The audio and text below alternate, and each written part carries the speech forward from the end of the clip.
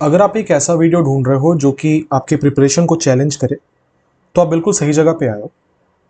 मैंने पिछले 6-8 सालों के एसएससी के जो पेपर था उनको एनालाइज किया और उसके बाद उसमें से जो स्पॉटिंग एरर के ऐसे सवाल थे जो मुश्किल के कैटेगरी में आ सकते हैं या मॉडरेट टू टफ वाले लेवल पे आ सकते हैं, उनको मैंने एक जगह रखा और उनमें से कुछ क्वेश्चंस आज हम लोग डिस्कस करने वाले हैं।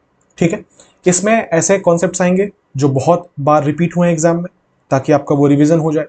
इसमें ऐसे भी कॉन्सेप्ट्स आएंगे जिसमें स्टूडेंट्स को बहुत बार हवा ही नहीं लगती कि ये उस कॉन्सेप्ट या उस रूल से आया है, क्योंकि उनको रूल ही नहीं पता, या अगर पता भी है तो अच्छे से समझ नहीं पाए हैं आज तक।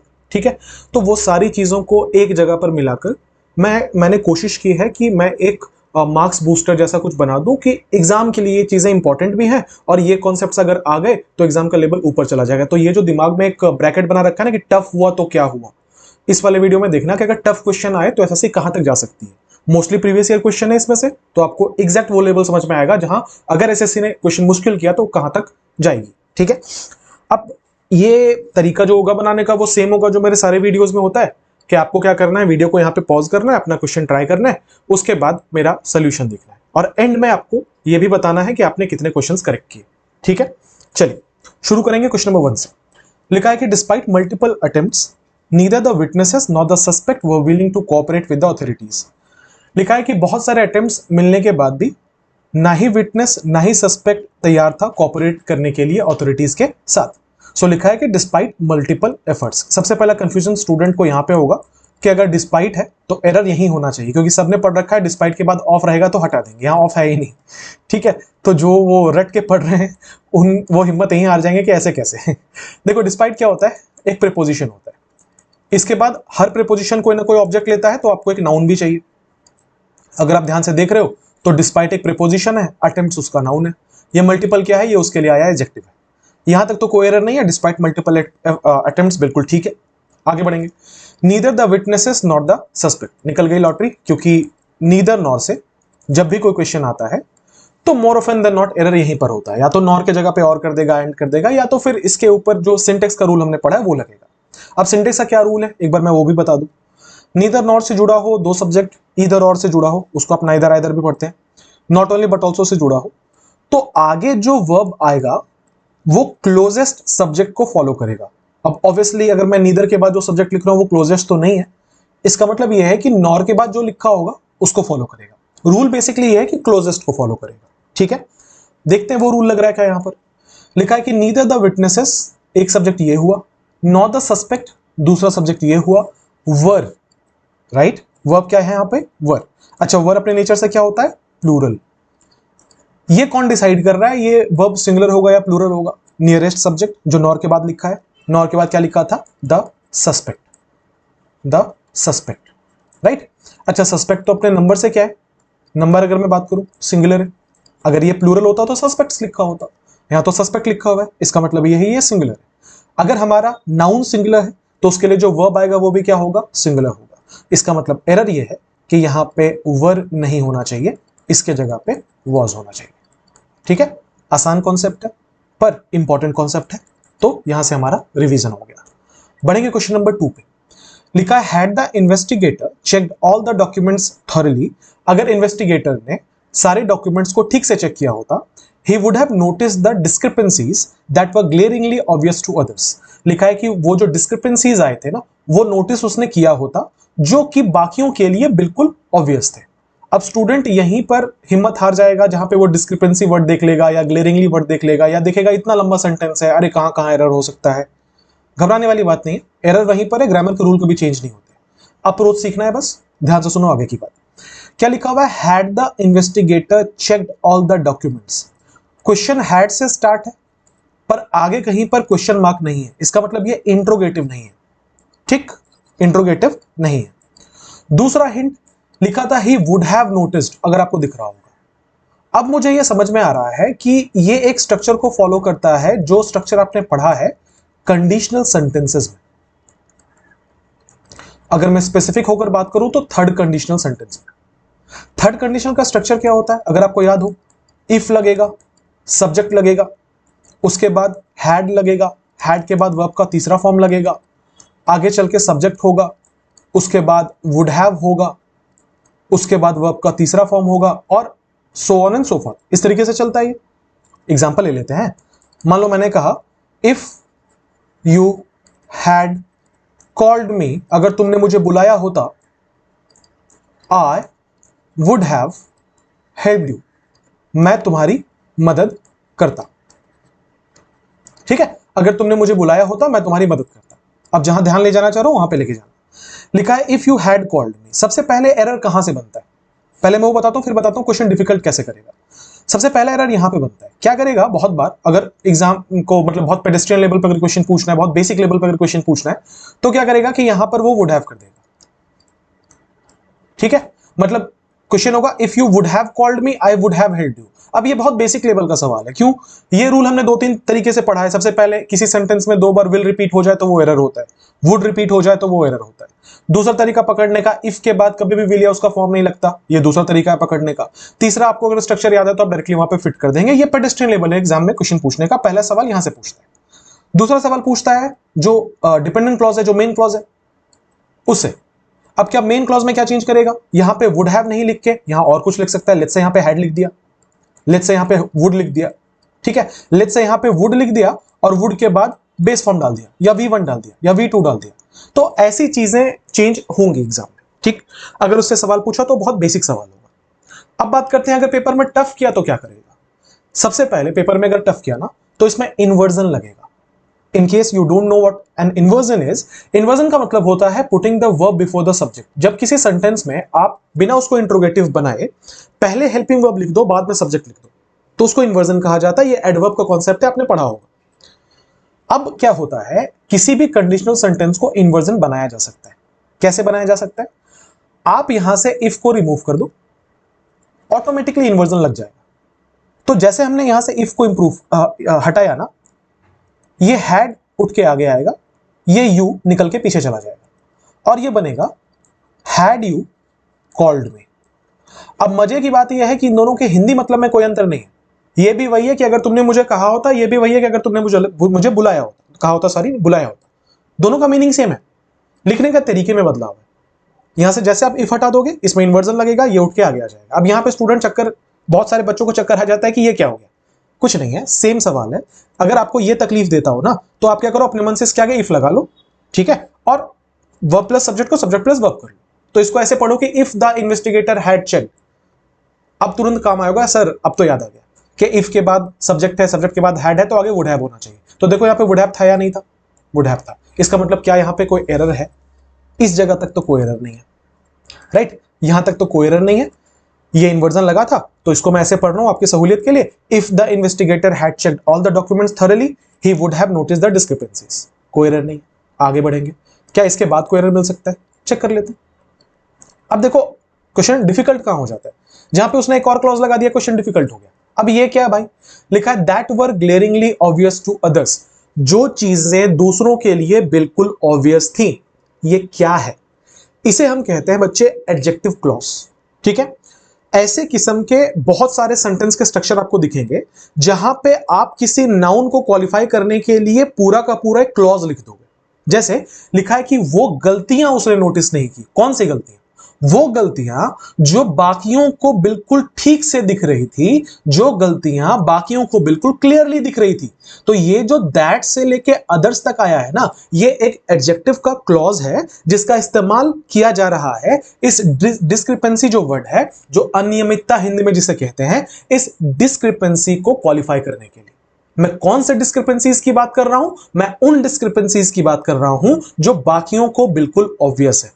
पहचानने का तरीका यह होता है इसको, ये जो मैं एडजेक्टिव क्लॉज की बात कर रहा था, कि इसमें आमतौर पर, हर बार नहीं पर आमतौर पर मतलब 99% out of 100, 99 out of 100 times कोई ना कोई रिलेटिव प्रोनाउन होगा। जैसे यहां पे आपको दिख रहा होगा दैट लिखा हुआ है, हो सकता है हु हो सकता है दैट हो सकता है हुम हो, विच हो, ऐसे टाइप की चीजें इसमें इस्तेमाल होंगी।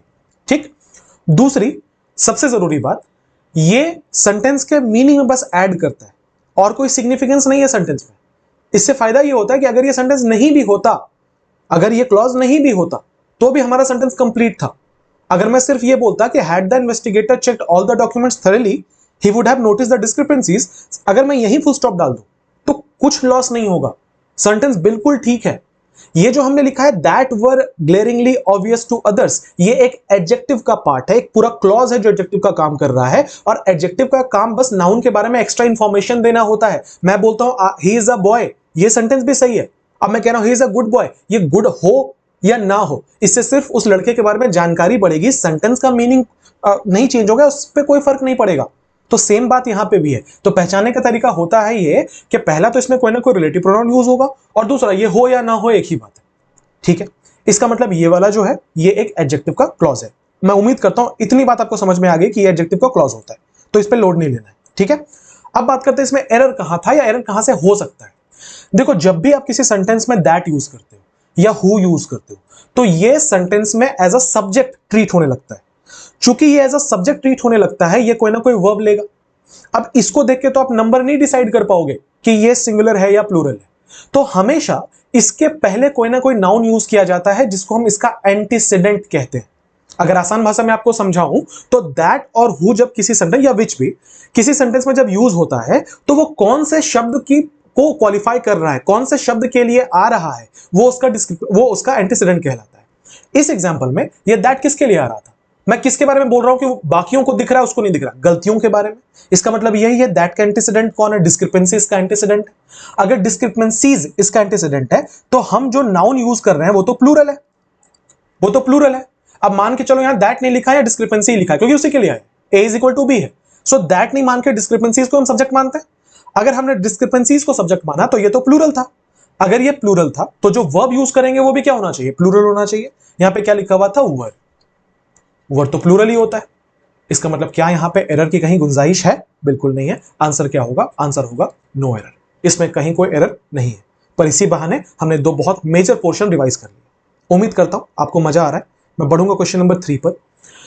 लिखा है the board's insistence that every employee fills out the compliance form sparked some backlash. लिखा हुआ है कि बोर्ड की जो जिद है, बोर्ड की जो इंसिस्टेंस है, ठीक है, द बोर्ड्स इंसिस्टेंस, बात समझना, मैं जहां पे ध्यान लेके जाना चाह रहा हूं। अगर मैं आपसे पूछूं कि इस पोर्शन में कोई सब्जेक्ट मिलेगा क्या, बिल्कुल मिलेगा। कौन सा सब्जेक्ट होगा, देखो सब्जेक्ट हमेशा कौन हो सकता है, या तो जो एक नाउन हो या तो जो एक प्रोनाउन हो, वही सब्जेक्ट हो सकता है। ये तो आपने पढ़ा ही है। अब द कोई नाउन या प्रोनाउन तो है नहीं। बोर्ड नाउन होता है पर इसमें एपोस्ट्रोफी एस लिखा हुआ है, राइट। इसका मतलब इस केस में पॉजिटिव एडजेक्टिव का काम कर रहा है। आगे आप देखेंगे अगर तो क्या लिखा हुआ था, इंसिस्टेंस, उसकी जिद। इसका मतलब ये एक नाउन हमें मिल रहा है। अगर ये वाला नाउन मिल रहा है, इसका मतलब क्या मैं ये बोलूं कि ये सेंटेंस का सब्जेक्ट है, राइट। तो इस पूरे सेंटेंस में सब्जेक्ट कौन है, इंसिस्टेंस है। That the board's insistence, board की जिद, कौन सी जिद, that every employee fills out the compliance form, कि हर इंप्लॉय जो है वो एक कंप्लायंस फॉर्म भरे। अगेन फिर से वही बात है, देखो यहां से लेकर यहां तक बच्चे बताओ एडजेक्टिव है या नहीं। अगर ये सेंटेंस नहीं भी होता, मैं सिर्फ ये बोलता the board's insistence sparked some backlash, board की जो जिद है वो उस पे उल्टी पड़ गई। बैकलैश का मतलब होता है जब आपका किया गया काम आप पे उल्टा भारी पड़ जाए, ठीक है। स्पार्क का मतलब, ऐसे तो स्पार्क का मतलब होता है चिंगारी, बट लोग जब नाराज होते हैं ना उसको भी स्पार्क्ड कहा जाता है, ठीक है। तो क्या लिखा हुआ है कि बोर्ड की जो जिद है ना उसने लोगों को नाराज कर दिया। ये सेंटेंस अभी भी ठीक है। ये जो दैट से लेके फॉर्म तक है, ये बस इस इंसिस्टेंस वर्ड को क्वालिफाई करने के लिए आ रहा है। तो देखो अभी जो मैंने कॉन्सेप्ट बताया था, देखो यहां भी यूज हो रहा है या नहीं हो रहा, इसलिए मैं उस पर इतना टाइम दे रहा था, तो यहां पे भी यूज हो रहा है। अच्छा, इसको भी हम चेक करेंगे, खैर आगे की बात करते हैं। तो क्या लिखा हुआ है, बोर्ड का जो इंसिस्टेंस है ना कि हर employee compliance form fill up करे, उसने स्पार्क किया बैकलैश को। अब एक नॉर्मल स्टूडेंट की तरह अगर मैं सोचूं तो सबसे पहले आप एरर कहां ढूंढने की कोशिश करोगे, आपके दिमाग में तुरंत आएगा इंसिस्टेंस सब्जेक्ट था, ये मैंने बताया आपको। स्पार्क्ड लिखा हुआ है, स्पार्क्ड लिखा हुआ है। स्पार्क तो देख के ही लग रहा है वर्ब का दूसरा फॉर्म है। इसका मतलब हम कौन सा टेंस की बात कर रहे हैं भाई साहब, हम पास्ट टेंस की बात कर रहे हैं। हम कौन सा टेंस की बात कर रहे हैं, पास्ट टेंस की बात कर रहे हैं। इसमें आपको मिलेगा सर एक और वर्ब था, कौन सा वर्ब था, फिल्स। अगर हम फिल्स की बात करें, ये वर्ब का पांचवा फॉर्म है। ये कौन सा टेंस है, ये प्रेजेंट टेंस है, ठीक।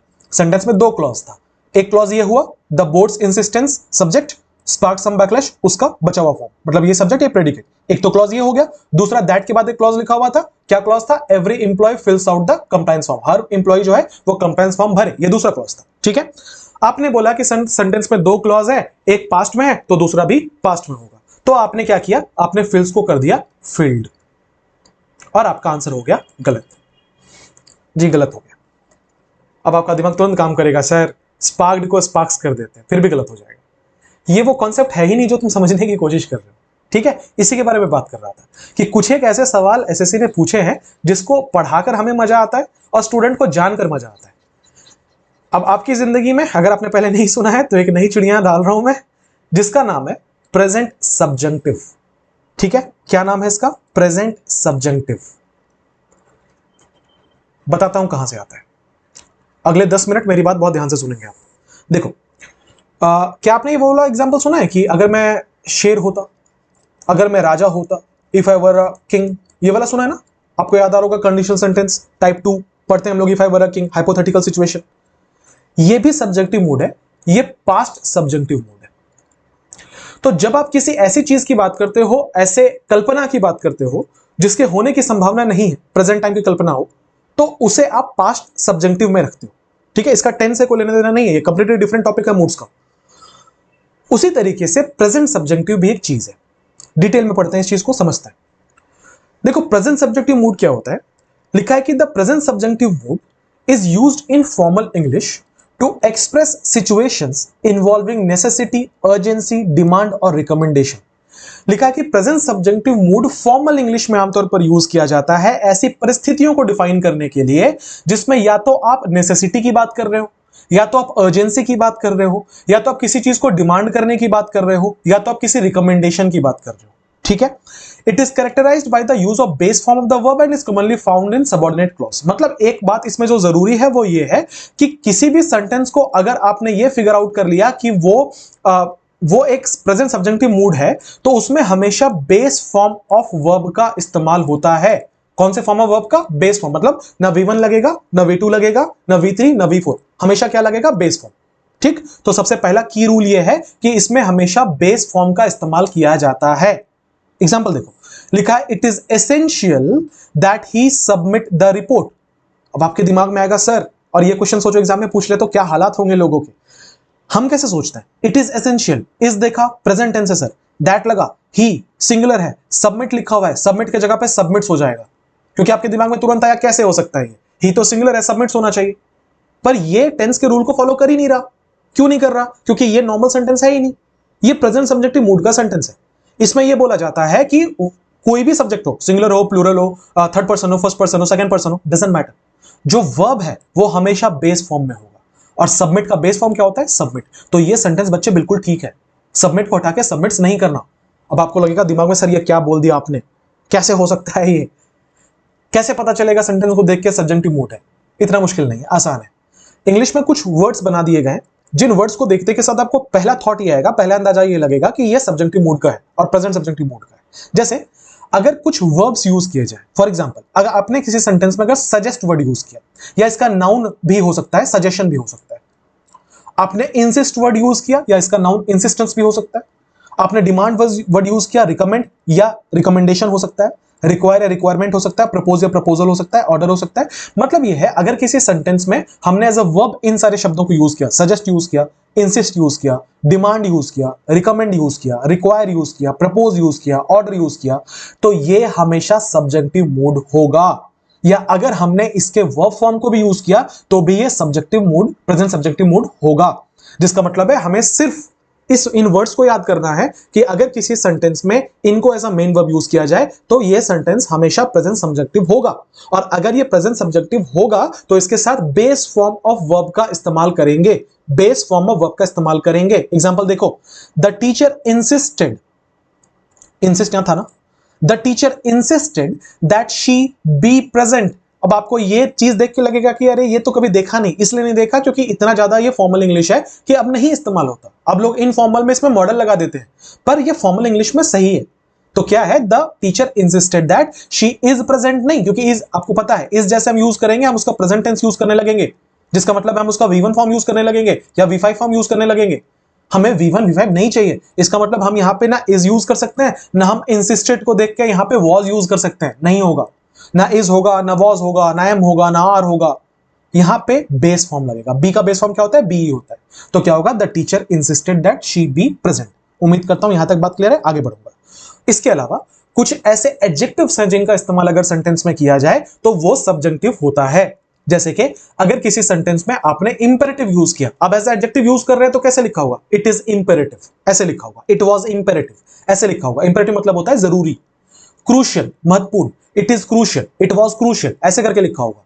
Essential, important, necessary, vital, urgent.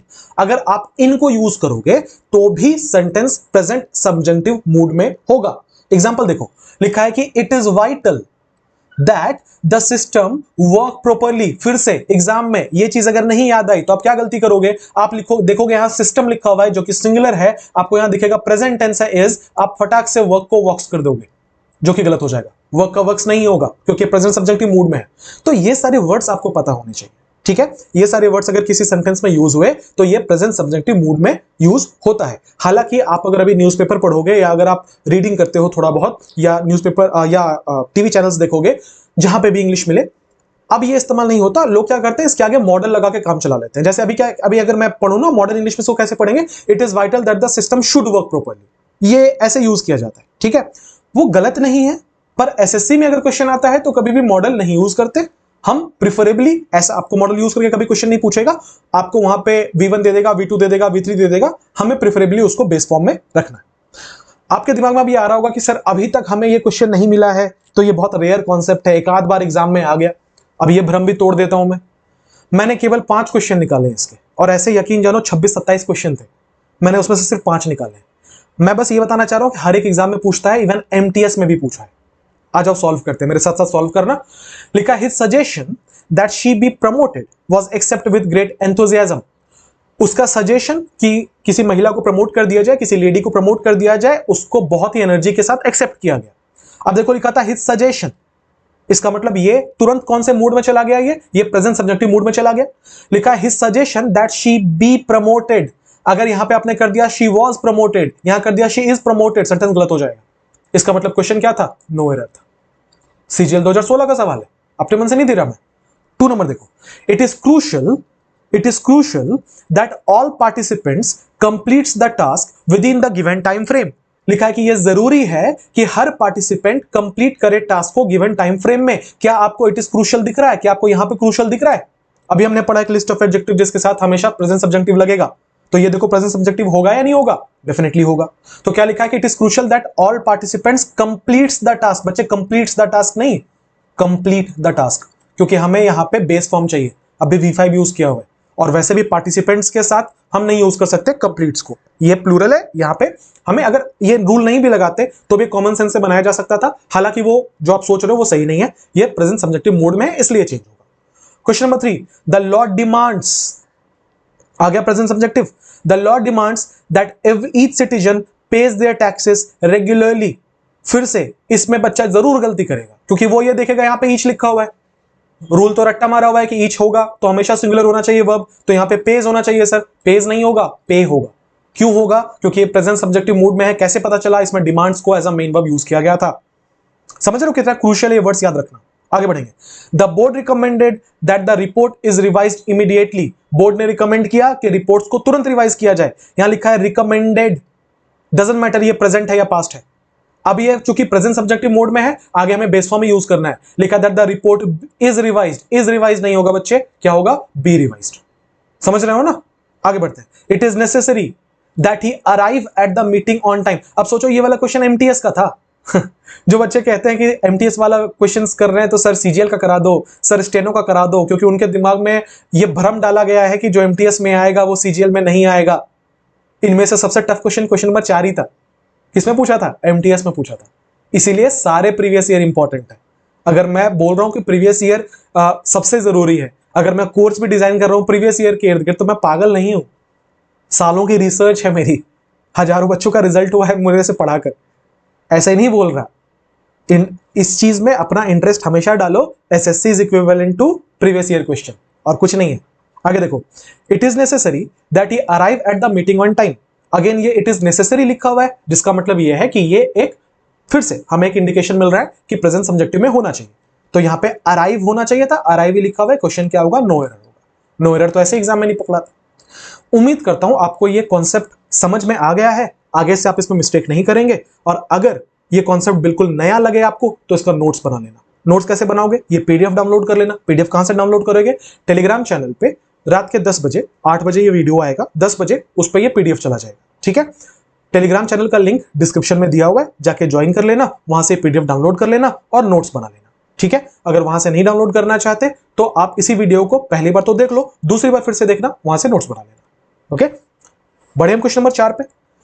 लिखा है if it had not been for his timely intervention, अगर उसने टाइमली इंटरवीन नहीं किया होता, अगर उसने वक्त रहते हस्तक्षेप नहीं किया होता, the company could have suffered a far greater financial setback than anticipated, company का बहुत ज्यादा नुकसान हो जाता, उतना नुकसान जितना हमने अंदाजा लगाया था उससे ज्यादा। एंटिसिपेट का मतलब होता है अंदाजा लगाना, मतलब जितना हमारा अंदाजा था उससे ज्यादा नुकसान कंपनी का हो जाता। तो लिखा है कि if it had not been for his timely intervention.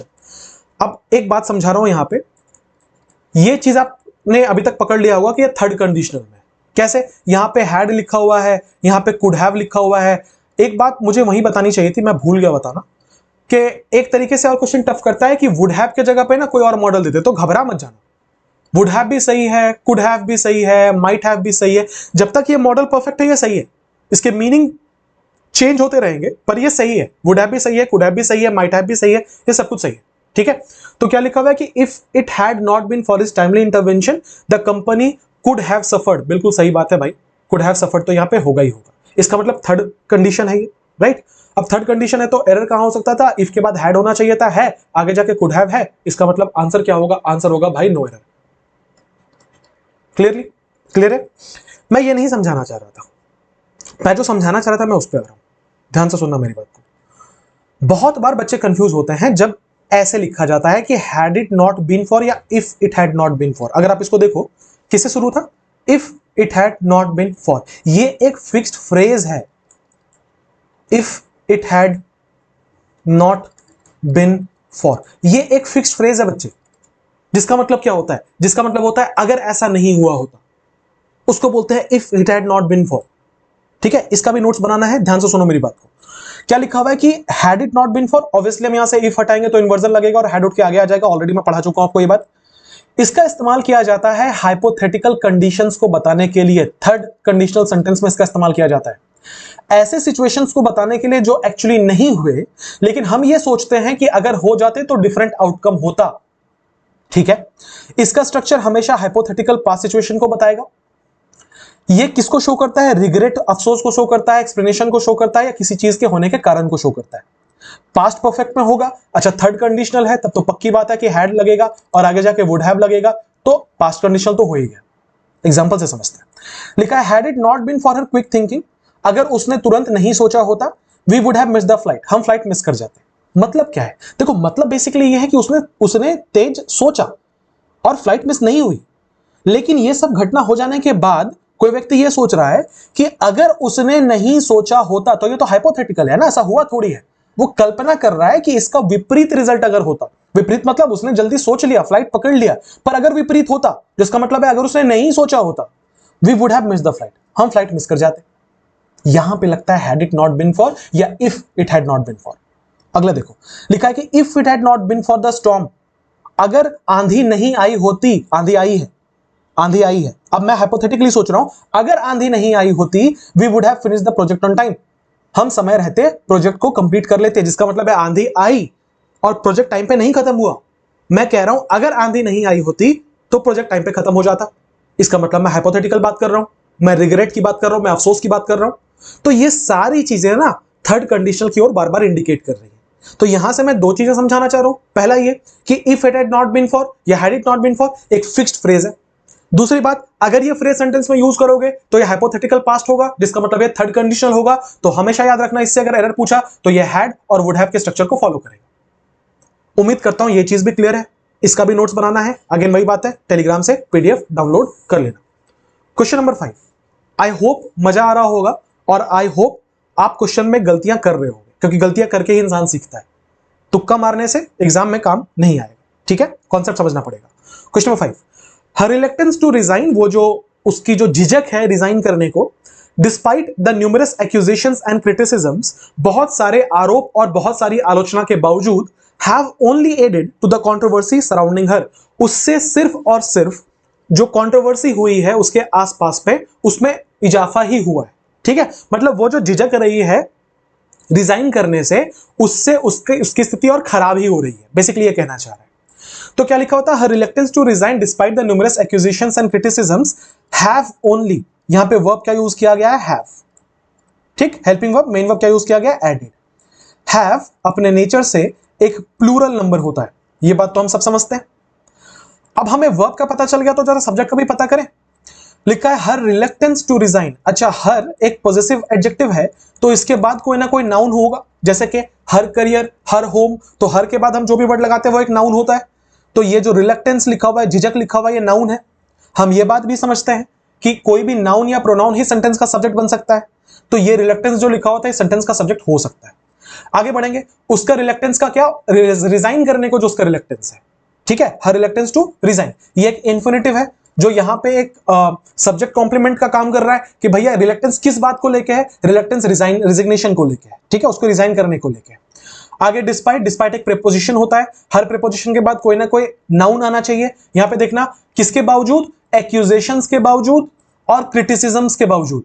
ये डिस्पाइट एक प्रीपोजिशन था जिसके दो प्रीपोजिशनल ऑब्जेक्ट थे, एक्यूजेशंस और क्रिटिसिज्म्स। बहुत सारे बच्चों को लग रहा होगा ये सर बहुत हाई लेवल में आप बोल रहे हैं, बहुत टेक्निकल ग्रामर बोल रहे हैं, तो ये बेसिक क्वेश्चंस पे तो नहीं है। मैं तो बोल रहा हूं, वीडियो के शुरुआत में मैंने बोल दिया, टाइटल थंबनेल में भी लगा दूंगा, आप वहां भी देख लेना कि ये हाई लेवल एडवांस लेवल के क्वेश्चंस हैं। तो मेरा लैंग्वेज भी एडवांस लेवल वाला होगा, पेडिस्ट्रियल लेवल का नहीं होगा। ठीक है, माफ करना उसके लिए। तो यहां क्या लिखा होता है, डिस्पाइट द न्यूमरस एक्यूजेशंस, मैंने क्या बोला, डिस्पाइट एक प्रीपोजिशन है, प्रीपोजिशन के बाद कोई ना कोई प्रीपोजिशन का ऑब्जेक्ट आता है जो नाउन या प्रोनाउन होगा, तो एक्यूजेशंस एक ऑब्जेक्ट आया, क्रिटिसिज्म दूसरा ऑब्जेक्ट आया। न्यूमरस क्या है, न्यूमरस इनके लिए एडजेक्टिव आया जिसका मतलब होता है अनगिनत। मैं क्या बोल रहा हूं, मैं कहां ध्यान लेके जाना चाह रहा हूं, अभी तक हमने सेंटेंस का सब्जेक्ट नहीं डिसाइड किया क्योंकि हैव के पहले ही आना था, हैव के पहले हर से लेकर क्रिटिसिज्म तक था, ये पूरा का पूरा सब्जेक्ट हो सकता है। अब आओ सब्जेक्ट छाटते हैं, ये तो एडजेक्टिव है, सब्जेक्ट नहीं हो सकता, ये नाउन है, सब्जेक्ट हो सकता है, ये इंफिनिटिव है, सब्जेक्ट नहीं हो सकता, डिस्पाइट प्रीपोजिशन है, सब्जेक्ट नहीं हो सकता, द एक आर्टिकल है, सब्जेक्ट नहीं हो सकता, न्यूमरस अभी मैंने बताया एडजेक्टिव है, सब्जेक्ट नहीं हो सकता, एक्यूजेशंस और क्रिटिसिज्म्स ऑब्जेक्ट है, कौन सा ऑब्जेक्ट है, प्रीपोजिशन का ऑब्जेक्ट है, कौन से प्रीपोजिशन का, डिस्पाइट का, हमें सब्जेक्ट चाहिए ऑब्जेक्ट नहीं, ये भी नहीं हो सकता। इसका मतलब यह है कि केवल एक वर्ड बच रहा है जिसको आप सब्जेक्ट बोल सकते हैं, कौन सा वर्ड है, रिलेक्टेंस, झिझक, जिसका मतलब यह है कि हमारा सब्जेक्ट क्या है, रिलेक्टेंस। इसका मतलब यह है कि ये जो हैव आ रहा था ये किसके लिए आ रहा था साहब, ये आ रहा था रिलेक्टेंस के लिए। क्या ये रिलेक्टेंस सिंगुलर है या ये प्लूरल है, जहां तक मुझे समझ में आ रहा है ये तो सिंगुलर है, अनकाउंटेबल है, झिझक को कैसे गिनोगे, क्या आप ये बोलोगे मेरे 4 झिझक हैं, नहीं ना, इसका मतलब ये वाला तो सिंगुलर ही होगा। अगर ये वाला सिंगुलर होगा तो जो वर्ब यूज करेंगे वो भी क्या होगा, सिंगुलर होगा। तो हैव होना चाहिए, हैज होना चाहिए, आंसर है हैज होना चाहिए। एरर कौन से पार्ट में, इस पार्ट में हैव नहीं होगा, इसके जगह पे हैज होगा। उम्मीद करता हूं क्वेश्चन क्लियर है। आगे बढ़ेंगे, क्वेश्चन नंबर 6 पे आएंगे। लिखा है कि even though the recommendations seemed promising, लिखा है कि यद्यपि, जबकि जो रिकमेंडेशंस थे वो बहुत प्रॉमिसिंग लग रहे थे माफ कीजिएगा, रिकमेंडेशंस जो थे वो बहुत प्रॉमिसिंग लग रहे थे, neither the suggestions made by the consultants, ना ही जो सजेशंस कंसल्टेंट्स के द्वारा बताए गए, nor the ideas proposed by the board, ना ही जो आइडियाज थे जो बोर्ड के द्वारा प्रपोज किए गए थे उन्हें अप्रूव किया गया। बहुत खूबसूरत कॉन्सेप्ट है, बहुत खूबसूरत कॉन्सेप्ट है। ठीक है, मजा ही आ जाएगा आपको पढ़ के, सुना ध्यान से।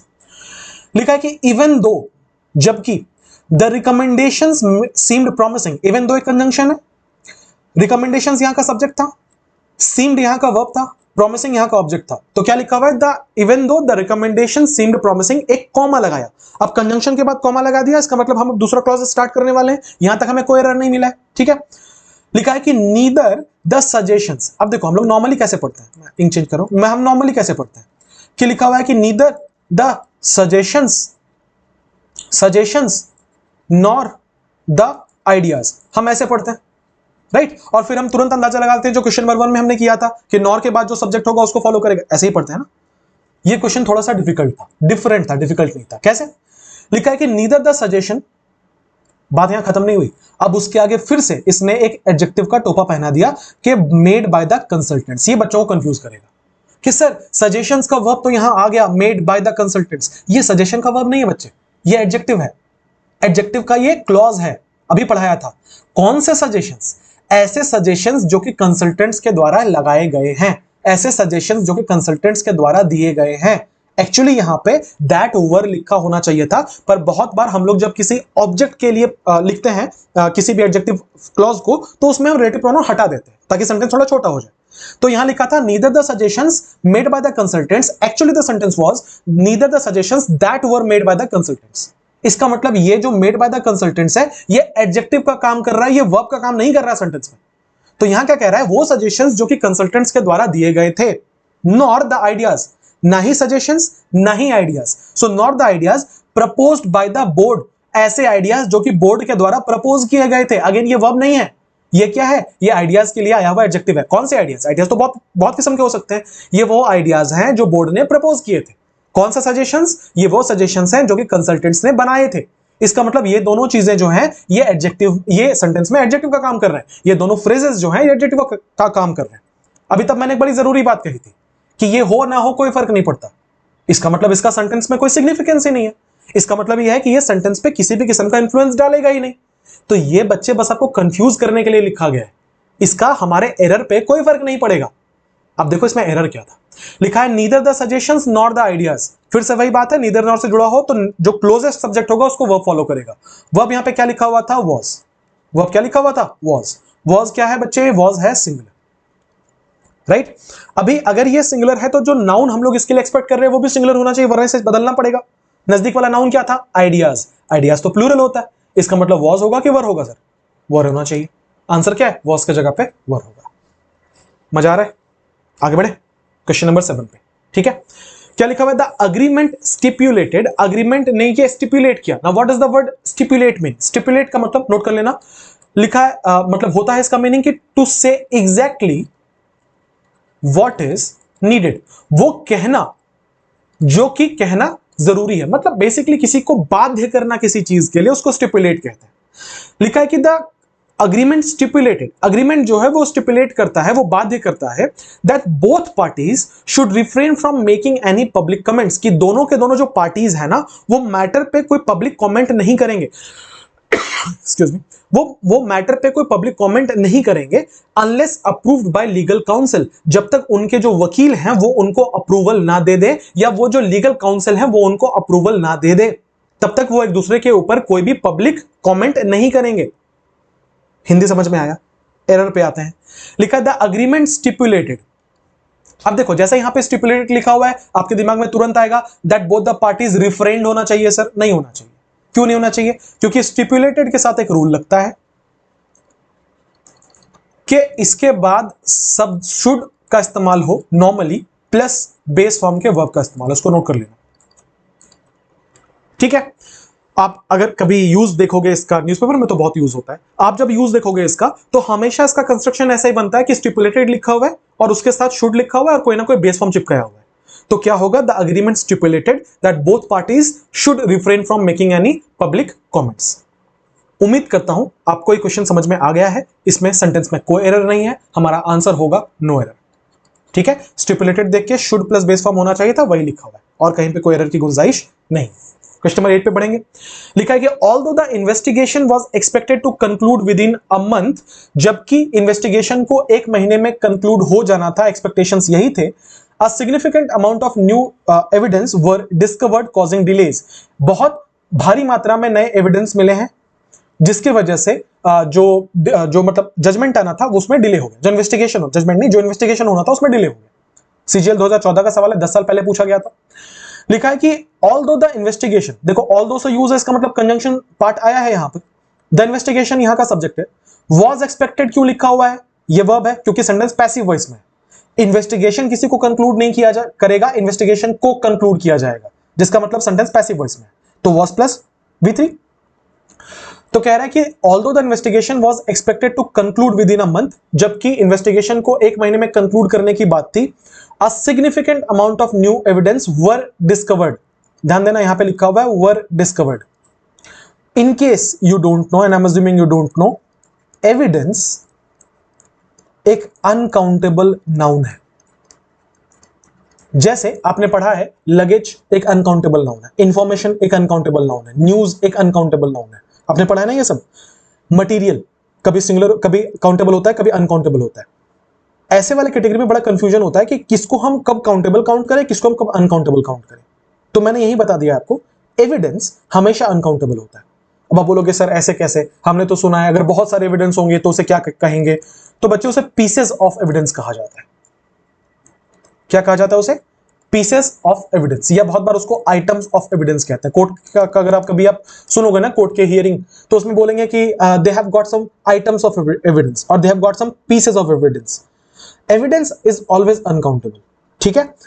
अगर कोई चीज अनकाउंटेबल होती है तो अनडाउटेबली वो हमेशा सिंगुलर भी होती है, जिसका मतलब अगर हमने एविडेंस को अनकाउंटेबल माना, जो कि सब्जेक्ट था यहां का, तो जो वर्ब इसके लिए यूज करेंगे वो भी क्या होना चाहिए? अनकाउंटेबल, माने सिंगुलर होना चाहिए। अगर वो सिंगुलर होगा तो फिर यहां वर्ब क्या कर रहा है? क्या होना चाहिए था? वॉज। आंसर क्या होगा वर्ब के जगह पे? वॉज। उम्मीद करता हूं क्लियर है। क्वेश्चन नंबर 9 पे बढ़ेंगे। लिखा है each of the suggestions made by the panel were dismissed by the committee citing insufficient data. लिखा है जितने भी सजेशंस पैनल ने दिए थे वो सब डिसमिस कर दिए गए कमिटी के द्वारा, और कमिटी ने क्या कहा कि वो इनसफिशिएंट डेटा है। कमिटी ने किसका हवाला दिया कि इनसफिशिएंट डेटा है ये, इसे हम नहीं मानेंगे, ठीक। तो लिखा है each of the suggestions made by the panel. क्या ये रूल मैंने पहले कवर किया है? जहां तक मुझे ध्यान आ रहा है मैंने पहले कवर किया कि अगर कहीं पर ईच ऑफ हो, आइदर ऑफ हो, नाइदर ऑफ हो, एनी ऑफ हो, ऐसी चीजें हो, तो ये सिलेक्शन को शो करती है। जहां पे आपने ऑफ का इस्तेमाल कर दिया ये सिलेक्शन को शो करती है। अब एक में एक सिलेक्शन तो होगा नहीं। लेट्स से मैं कह रहा हूं कि मेरे पास एक ही ऑप्शन है, उसमें से एक चुनो, कैसे पॉसिबल है? अगर मैं बोल रहा हूं प्रत्येक, क्या कभी आपने एक के लिए प्रत्येक बोला है? नहीं ना। आप बोल रहे हो इनमें से प्रत्येक, इनमें से के लिए ज्यादा तो होना चाहिए। एक को कभी बोलते हो इनमें से एक? नहीं ना। इनमें से एक का मतलब है आपके पास एक से ज्यादा ऑप्शन है। इसका मतलब ये है आपने जहां पे ईच ऑफ बोल दिया, आइदर ऑफ बोल दिया, नाइदर ऑफ बोल दिया, तो ये जो नाउन आप यहां पे यूज करोगे ये नाउन हमेशा प्लूरल होता है, ठीक। पर आधी बात, पूरी बात यह है इसके बाद हम जो वर्ब यूज करेंगे ये वर्ब हमेशा सिंगुलर होगा। ऐसा क्यों? रूल रट्टा नहीं मारना है, हर चीज का लॉजिक होता है। ऐसा क्यों? बहुत सिंपल है। अगर आप देखोगे ईच ऑफ द सजेशंस को और यहां पे वर्ब को, तो वर्ब प्लूरल आप क्यों सोच रहे हो? क्यों सोच रहे हो कि ये प्लूरल होना चाहिए? क्योंकि आपको दिख रहा है यहां सजेशंस है, सजेशंस को देख के आपने यहां पे वर्ब कर दिया, यही है ना लॉजिक। पर एक बात बताओ, क्या ये सजेशन सेंटेंस का सब्जेक्ट है? क्योंकि जहां तक मेरा ध्यान है ऑफ एक प्रीपोजिशन, प्रीपोजिशन अपने बाद कोई ना कोई ऑब्जेक्ट लेता है और वो नाउन के फॉर्म में होता है। एक ही ऑब्जेक्ट आ रहा है सजेशंस, जिसका मतलब ये जो सजेशंस है ये सब्जेक्ट है ही नहीं, ये तो ऑब्जेक्ट है। किसका ऑब्जेक्ट है? ऑफ का ऑब्जेक्ट है। इसका मतलब हम इसको देख के वर्ब पुट कर ही नहीं सकते, ये तो ऑब्जेक्ट है, हमें सब्जेक्ट चाहिए। सब्जेक्ट कौन होगा फिर? ईच। इसका मतलब ये है हम किसको सब्जेक्ट मान रहे हैं? ईच को। तो यहां पे क्या लिखा हुआ था? वर्ब। क्या होना चाहिए था? वॉज, क्योंकि ईच एवरी आइदर नाइदर हमेशा सिंगुलर होता है। होपफुली रूल क्लियर है आपको। बढ़ेंगे क्वेश्चन नंबर 10 पे। लिखा है the manager requested that all employees submit their reports as soon as they complete their projects. Manager ने रिक्वेस्ट किया कि हर एक एम्प्लॉय अपना जो रिपोर्ट है वो सबमिट करे जैसे ही वो रिपोर्ट को कंप्लीट कर ले, ठीक। पहला चीज जो आपके दिमाग में आएगा, आप पहले आपने ट्राई कर लिया ना, अब मैं गारंटी के साथ कहता हूं 90% बच्चों ने गलत किया। आपने यहां पे सबमिट को सबमिटेड कर दिया और फिर आपने ये देखा कंप्लीट भी लिखा हुआ है तो कंप्लीटेड नहीं हो सकता, दो जगह पे एरर नहीं होगा, तो आपने रिक्वेस्टेड को रिक्वेस्ट कर दिया। ऐसे सोच रहे होंगे बहुत सारे बच्चे, भूल गए इतनी जल्दी, short term memory loss Ghajini. Request लिखा हुआ है यहां पे, याद आ रहा है? प्रेजेंट सब्जेक्टिव, आज ही पढ़ाया था क्वेश्चन नंबर 3 में शायद। अगर किसी सेंटेंस में हम रिक्वेस्ट को यूज करें एज अ मेन वर्ब तो वो प्रेजेंट सब्जेक्टिव लगता है। प्रेजेंट सब्जेक्टिव किसे कहते हैं हम? कि जो भी वर्ब यूज करोगे सबऑर्डिनेट क्लॉज में वो हमेशा बेस फॉर्म में होना चाहिए। देखो क्या लिखा था, द मैनेजर रिक्वेस्टेड दैट, आगे subordinate clause, all employees submit, तो सबमिट ही तो होना चाहिए था, सही तो लिखा है। They reports as soon as they complete, यही तो होना चाहिए था। इसका मतलब आंसर क्या होगा? No error. क्लियर है क्या? कितने हमने क्वेश्चन कर लिए? वहां पे हमने 5-6 किए थे, यहां पे भी एक कर लिया। देखो कितने फ्रीक्वेंटली एग्जाम में क्वेश्चन पूछा जाता है, 2016 मेंस का सवाल था ये। 11 पे बढ़ते हैं। By the time the negotiations concluded, जब तक नेगोशिएशंस कंप्लीट हुई, both the buyer and the seller have reached a mutually beneficial agreement. जब तक नेगोशिएशंस कंक्लूड हुई, दोनों बायर और सेलर पहुंच गए हैं एक बेनिफिशियल अग्रीमेंट में। अगर अभी जब मैंने हिंदी बताई ना आपको तभी अटपटा लग रहा होगा सुनने में। लिखा है by the time the negotiations concluded. Concluded verb का दूसरा फॉर्म है, इसका मतलब we are talking about a past clause. अब लिखा है कि जब तक नेगोशिएशंस कंप्लीट हुई, मान लेते हैं 10 बजे रात तक नेगोशिएशंस कंप्लीट हुई, समझाने के लिए मैं एक टाइम फ्रेम ले रहा हूं। 10 बजे रात तक नेगोशिएशंस कंप्लीट हुई, यहां बाय द टाइम लिखा हो मतलब तब तक। सो 10 बजे रात तक नेगोशिएशंस कंप्लीट हुई, और मैं कह रहा हूं जब तक नेगोशिएशंस कंप्लीट हुई दोनों बायर और सेलर एक म्यूचुअली बेनिफिशियल अग्रीमेंट में पहुंच चुके हैं। तब तक मतलब क्या, इसके पहले वो लोग अग्रीमेंट में पहुंच चुके होंगे। तो मान लेते हैं कि वो 9:55 पे अग्रीमेंट पे पहुंच चुके होंगे और 10 बजे नेगोशिएशंस कंक्लूड हो गए। अब अग्रीमेंट मिल गया तो नेगोशिएशंस बंद हो गए, कंक्लूड हो गए।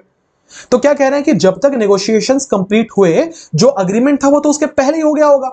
तो सबसे पहले यहां पे हम पास्ट के 2 घटनाओं का जिक्र कर रहे हैं, जिसमें एक घटना पहले और दूसरी घटना बाद में।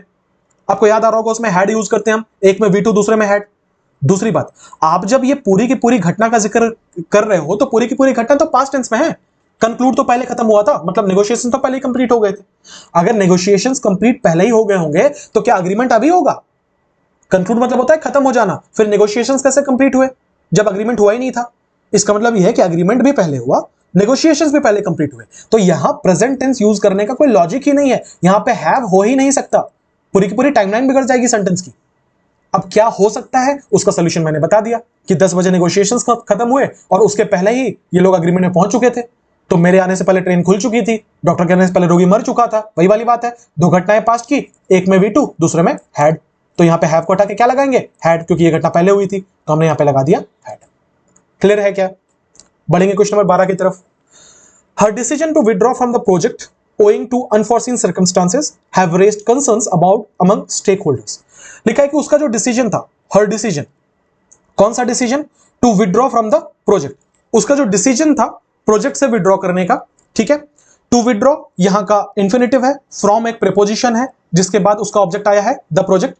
ओइंग टू का मतलब होता है ड्यू टू, ये भी एक प्रीपोजिशन है। अनफॉरसीन सर्कमस्टांसेस, ये उसका ऑब्जेक्ट, सर्कमस्टांसेस उसका प्रीपोजिशनल ऑब्जेक्ट, अनफॉरसीन एक एडजेक्टिव है। have raised, खांसी क्यों आ रही इतनी, माफ कीजिएगा, have raised concerns among stakeholders। among क्या है? प्रीपोजिशन, ये क्या है? उसका ऑब्जेक्ट। मैं तोड़ इसलिए रहा हूं क्योंकि सेंटेंस को मैं आसान कर दूं आपके लिए। अब यहां पे जो पार्ट मुझे खटक रहा है वो है have raised, concerns यहां का ऑब्जेक्ट है। have प्लूरल फॉर्म का वर्ब है, raised वर्ब का तीसरा फॉर्म है। ये तो ठीक है कि has have के बाद V3 आता है, तो यहां तो कोई एरर नहीं है। अब देख लेते हैं यहां पे, यहां हैव आने के लिए जस्टिफाई करना पड़ेगा हमारे सब्जेक्ट को। आओ पहले सब्जेक्ट ढूंढते हैं। यहां से लेकर यहां तक सब्जेक्ट हो सकता है कोई भी, एक एक करके हटाएं। हर एक एडजेक्टिव है, हमें नाउन या प्रोनाउन चाहिए सब्जेक्ट में। डिसीजन एक नाउन है, याद करो, डिसीजन के आगे एस लगा के डिसीजंस बनाया जा सकता है, ये प्लूरल भी हो सकता है, नाउन का फीचर है ये। टू विड्रॉ इंफिनिटिव है, सब्जेक्ट नहीं हो सकता। फ्रॉम प्रीपोजिशन है, ये प्रीपोजिशन का ऑब्जेक्ट है, सब्जेक्ट नहीं हो सकता। ओइंग टू प्रीपोजिशन है, अनफॉरसीन एडजेक्टिव है, सर्कमस्टांसेस इस ओइंग टू प्रीपोजिशन का ऑब्जेक्ट है, नहीं हो सकता। कितने वर्ड बचे भाई? केवल एक ही वर्ड तो बचा है, जिसका मतलब हमारा सब्जेक्ट केवल एक ही है यहां पे। कौन सा वर्ड है? डिसीजन। अच्छा, डिसीजन अगर हमारा सब्जेक्ट है तो अभी तो ये सिंगुलर नाउन है। अगर ये सिंगुलर नाउन है तो जो वर्ब यूज करेंगे वो भी सिंगुलर होना चाहिए। तो हैव कैसे यूज करेंगे? हैव गलत है या नहीं है? होना क्या चाहिए? हैज होना चाहिए। आंसर होगा हैज रेज्ड। क्लियर है? ये क्वेश्चन डिफिकल्ट क्यों था भाई? इसलिए था क्योंकि इसका सब्जेक्ट बहुत लंबा दिया हुआ था। बच्चे यहां तक आके ना कंफ्यूज हो जाते हैं कि आप कैसे बनाएंगे, आप क्या करेंगे। उम्मीद करता हूं आपको मजा आ रहा है, उम्मीद करता हूं आपको कुछ नया सीखने को मिल रहा है वीडियो से। अच्छा, प्रमोशन का टाइम आ गया। अभी मैंने एक प्रीवियस ईयर क्वेश्चन का एक बैच लॉन्च किया है, टारगेट 25, मेरे अपने ऐप पे, जिस ऐप का नाम है क्यूइंग। उसका लिंक ऐप का आपको डिस्क्रिप्शन में मिल जाएगा, ठीक है। इसमें मैं लगभग 15,000 प्रीवियस ईयर क्वेश्चन डिस्कस कर रहा हूं, जिसके अंदर ग्रामर भी है, वोकैब भी है, कॉम्प्रिहेंशन भी है, और मैं अपने साइड से कुछ मॉक्स दे रहा हूं, कुछ प्री के, कुछ मेंस के। जो मेंस के मॉक्स हैं उनका मैं वीडियो सोल्यूशन भी दूंगा। 99% रिकॉर्डेड कंटेंट है इसमें। ये लाइव बैच बहुत कम चीजों के लिए है, क्वेश्चन एंड आंसर टाइप की चीजें हम लोग लाइव करेंगे, बाकी ये रिकॉर्डेड कंटेंट है 99%, ठीक है। मल्टीपल वैलिडिटी है, 15 महीने की वैलिडिटी अलग है और 20 महीने की वैलिडिटी अलग है, ठीक है। तो आपको क्या करना है, अब सबसे पहले एक बार एक वीडियो को चेकआउट कर लेना, जिस वीडियो में मैंने ये पूरे के पूरे बैच का को डिटेल में एनालाइज किया है, डिटेल में बताया है कि क्या कंटेंट होगा, कैसे मैं पढ़ाऊंगा, क्या फीस है, सब कुछ बताया है। उस वीडियो का लिंक आपको डिस्क्रिप्शन में मिल जाएगा, या फिर अगर आप जब ऐप आप इंस्टॉल कर लोगे और अगर आप ऐप पे जाके देखोगे तो वहां पे भी इंट्रोडक्टरी वीडियो ऑलरेडी डाला हुआ है। ऐप पे कंटेंट फ्री है, वो वही वाला फ्री है, आप वहां जाके पूरा वीडियो देख सकते हो। अगर आपको फील होता है कि आपको इस बैच की जरूरत है, अगर आपको यह फील होता है कि ये बैच आपके लिए इंपॉर्टेंट रह सकता है, ये आपके लिए गेम चेंजर हो सकता है, सबके लिए बैच नहीं है क्योंकि ये बैच स्पेशली रिपीटर्स के लिए डिजाइंड है। तो अगर आपको ऐसा लगता है कि आपका भला हो जाएगा इस बैच से, तो आप एनरोल कर लेना। जरूरी आपके लिए जानने के लिए यह बात है कि केवल 200 बच्चों का एनरोलमेंट मैं इसमें लेने वाला हूं।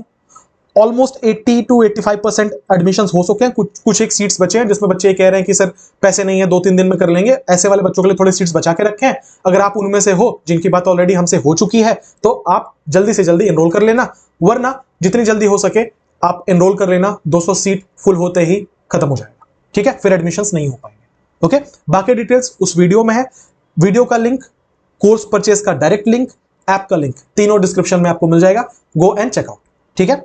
आगे बढ़ते हैं, क्वेश्चन नंबर 13 पे आते हैं। लिखा है कि it was imperative that all representatives are present at the conference to discuss the new policies in detail.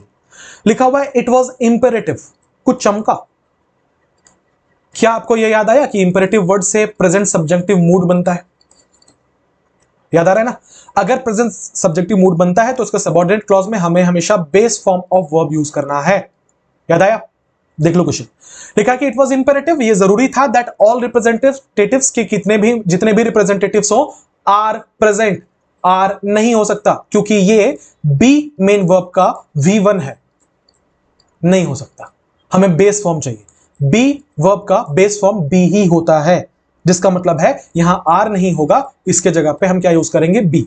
It was imperative that all representatives be present at the conference to discuss the new policies in detail.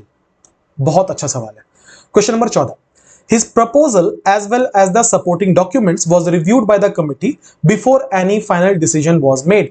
लिखा हुआ है कि उसका proposal as well as जो supporting documents थे उन्हें review किया गया। अब यहां पे V3 क्यों यूज किया गया रिव्यूड का? क्योंकि सेंटेंस पैसिव वॉइस में, डॉक्यूमेंट्स किसी को रिव्यू नहीं कर रहा है, डॉक्यूमेंट्स को रिव्यू किया जा रहा है या प्रपोजल को रिव्यू किया जा रहा है, क्योंकि हमारा सब्जेक्ट रिसीवर है एक्शन का, इसलिए इसको पैसिव वॉइस में रखा गया, यहां पे V3 यूज किया गया। तो लिखा है this proposal as well as the supporting documents was reviewed by the committee, उसे कमिटी के द्वारा रिव्यू किया गया इसके पहले कि कोई फाइनल डिसीजन लिया जाए, before any final decision was made. अच्छा, यहां पे भी वाज मेड क्यों लिखा गया? वाज के बाद V3 क्यों? क्योंकि पैसिव वॉइस में डिसीजन कुछ नहीं बनाएगा, डिसीजन को बनाया जाएगा, ठीक है। अब आ जाओ इसमें क्या एरर है। मुझे ये रूल रिवाइज करवाना था इसलिए मैंने इसमें डाला, और क्वेश्चन लंबा था, बहुत बार ऐसी चीजें छूट जाती है एग्जाम में। अगर किसी सेंटेंस में एज वेल एज हो, इन एडिशन टू हो, विथ हो, ये सारे प्रीपोजिशनल फ्रेजेस हैं, ठीक है। तो प्रीपोजिशनल फ्रेजेस होने की वजह से क्या होता है कि इनके बाद जो नाउन आप यूज करते हो वो एज एन ऑब्जेक्ट काम करने लगता है। चूंकि उसके बाद का नाउन एज एन ऑब्जेक्ट काम करने लगता है तो इसका डायरेक्ट रूल आपको सिंटेक्स चैप्टर में मिल जाएगा कि जब भी किसी दो सब्जेक्ट को आप एज वेल एज से जोड़ोगे तो वर्ब हमेशा पहले वाले को फॉलो करेगा। पहले वाले को मतलब किसको फॉलो करेगा? इस केस में प्रपोजल को फॉलो करेगा, क्योंकि इसमें दो नाउन थे, पहला नाउन था प्रपोजल, दूसरा नाउन था डॉक्यूमेंट्स। इसमें से कौन सब्जेक्ट बनेगा? सब्जेक्ट प्रपोजल बनेगा। क्यों? क्योंकि आपने इसको किससे जोड़ा है? एज वेल एज से। फर्ज करो अगर इसी की जगह पे हमने इसे आइदर और से जोड़ दिया होता, हमने अगर इसे not only but also say जोड़ दिया होता, तो फिर हम डॉक्यूमेंट्स को मेन सब्जेक्ट मानते। अब हम मेन सब्जेक्ट किसको मान रहे हैं? प्रपोजल को मान रहे हैं। अगर हम प्रपोजल को मान रहे हैं तो हमारा सब्जेक्ट कौन होगा? प्रपोजल। प्रपोजल क्या होता है? सिंगुलर या प्लूरल? भाई साहब ये बिल्कुल सिंगुलर होता है। अगर ये सिंगुलर होगा तो वर्ब किसको फॉलो करेगा? प्रपोजल को। सॉरी, वर्ब किसको फॉलो करेगा तो बोल चुका। तो हमारा वर्ब क्या होगा? सिंगुलर होगा। जो कि ये सिंगुलर है तो वो भी सिंगुलर होगा। यहां क्या लिखा हुआ था? Was review. आंसर क्या है? नो एरर, क्योंकि और कहीं एरर होने की संभावना नहीं थी। Question number 15। Many a time, बहुत बार, the experts who have been called in to resolve the matter. लिखा हुआ है बहुत बार जिन एक्सपर्ट्स को बुलाया जाता है मैटर को सॉल्व करने के लिए, रिजॉल्व करने के लिए, एंड अप सजेस्टिंग सॉल्यूशंस, वो ऐसे सॉल्यूशंस देते हैं that is neither feasible nor practical, जो कि ना ही फिजिबल है ना ही प्रैक्टिकल है। हालांकि फिजिबल और प्रैक्टिकल सेम ही बात होती है, पर फिर भी नीदर फिजिबल नॉर प्रैक्टिकल। बहुत बढ़िया सवाल है। क्यों मैं बोल रहा हूं बहुत बढ़िया सवाल है? बहुत जगह है जहां पे आप कंफ्यूज हो गए। लिखा है कि मैनी अ टाइम, बहुत बार। अब ये तो फ्रेज है, एडवर्बियल फ्रेज है, इसमें तो कुछ नहीं कर सकते।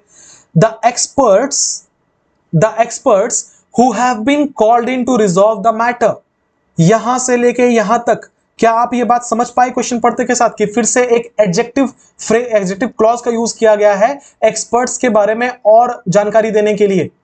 मैं कह रहा हूं बहुत बार एक्सपर्ट्स को बुलाया जाता है। कौन से एक्सपर्ट्स को?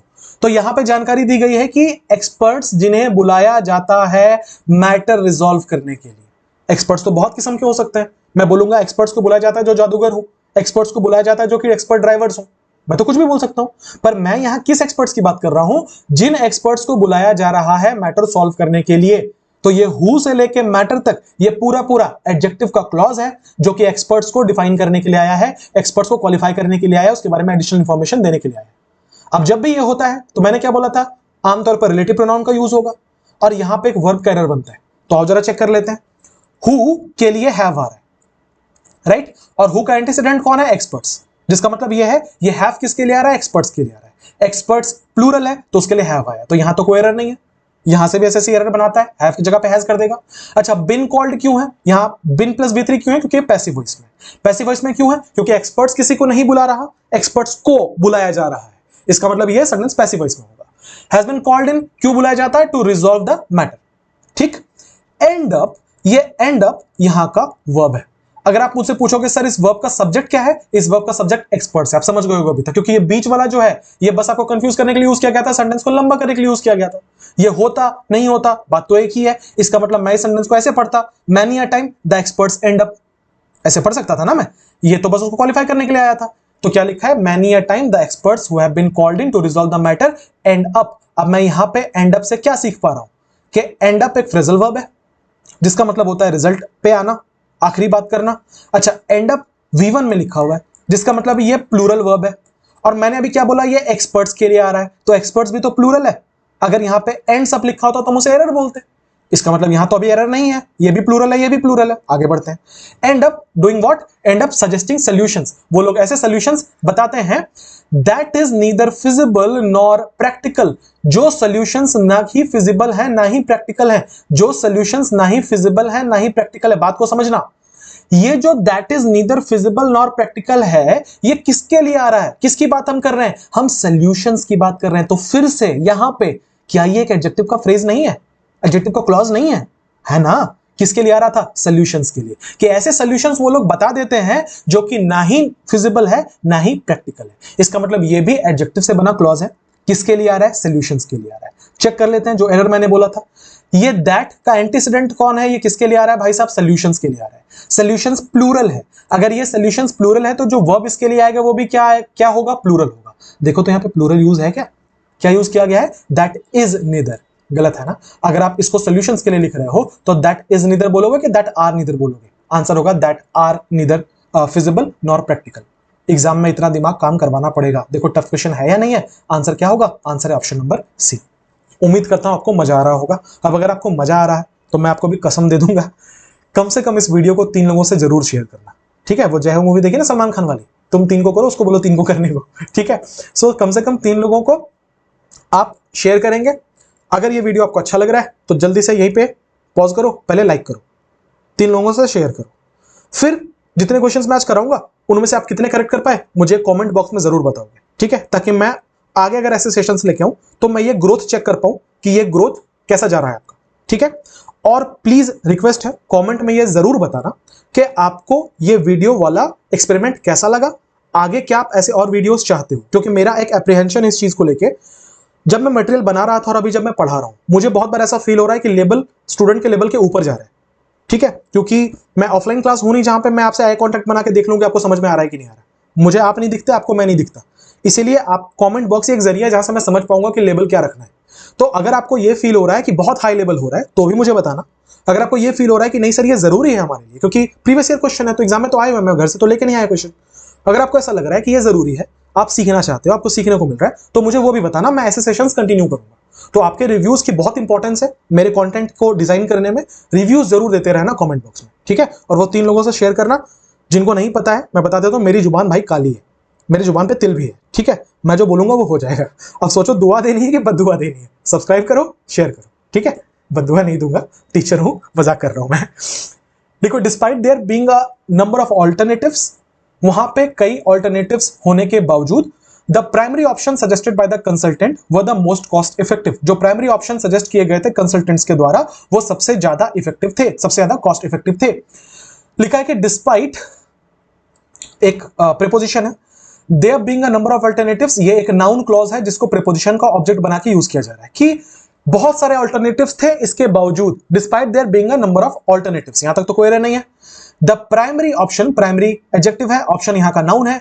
The primary option suggested by the consultant, primary option जो कि कंसल्टेंट के द्वारा सजेस्ट किए गए थे। फिर से, क्या ये सजेस्टेड ऑप्शन का वर्ब है? वर्ब है, वर्ब जैसा यूज किया गया है।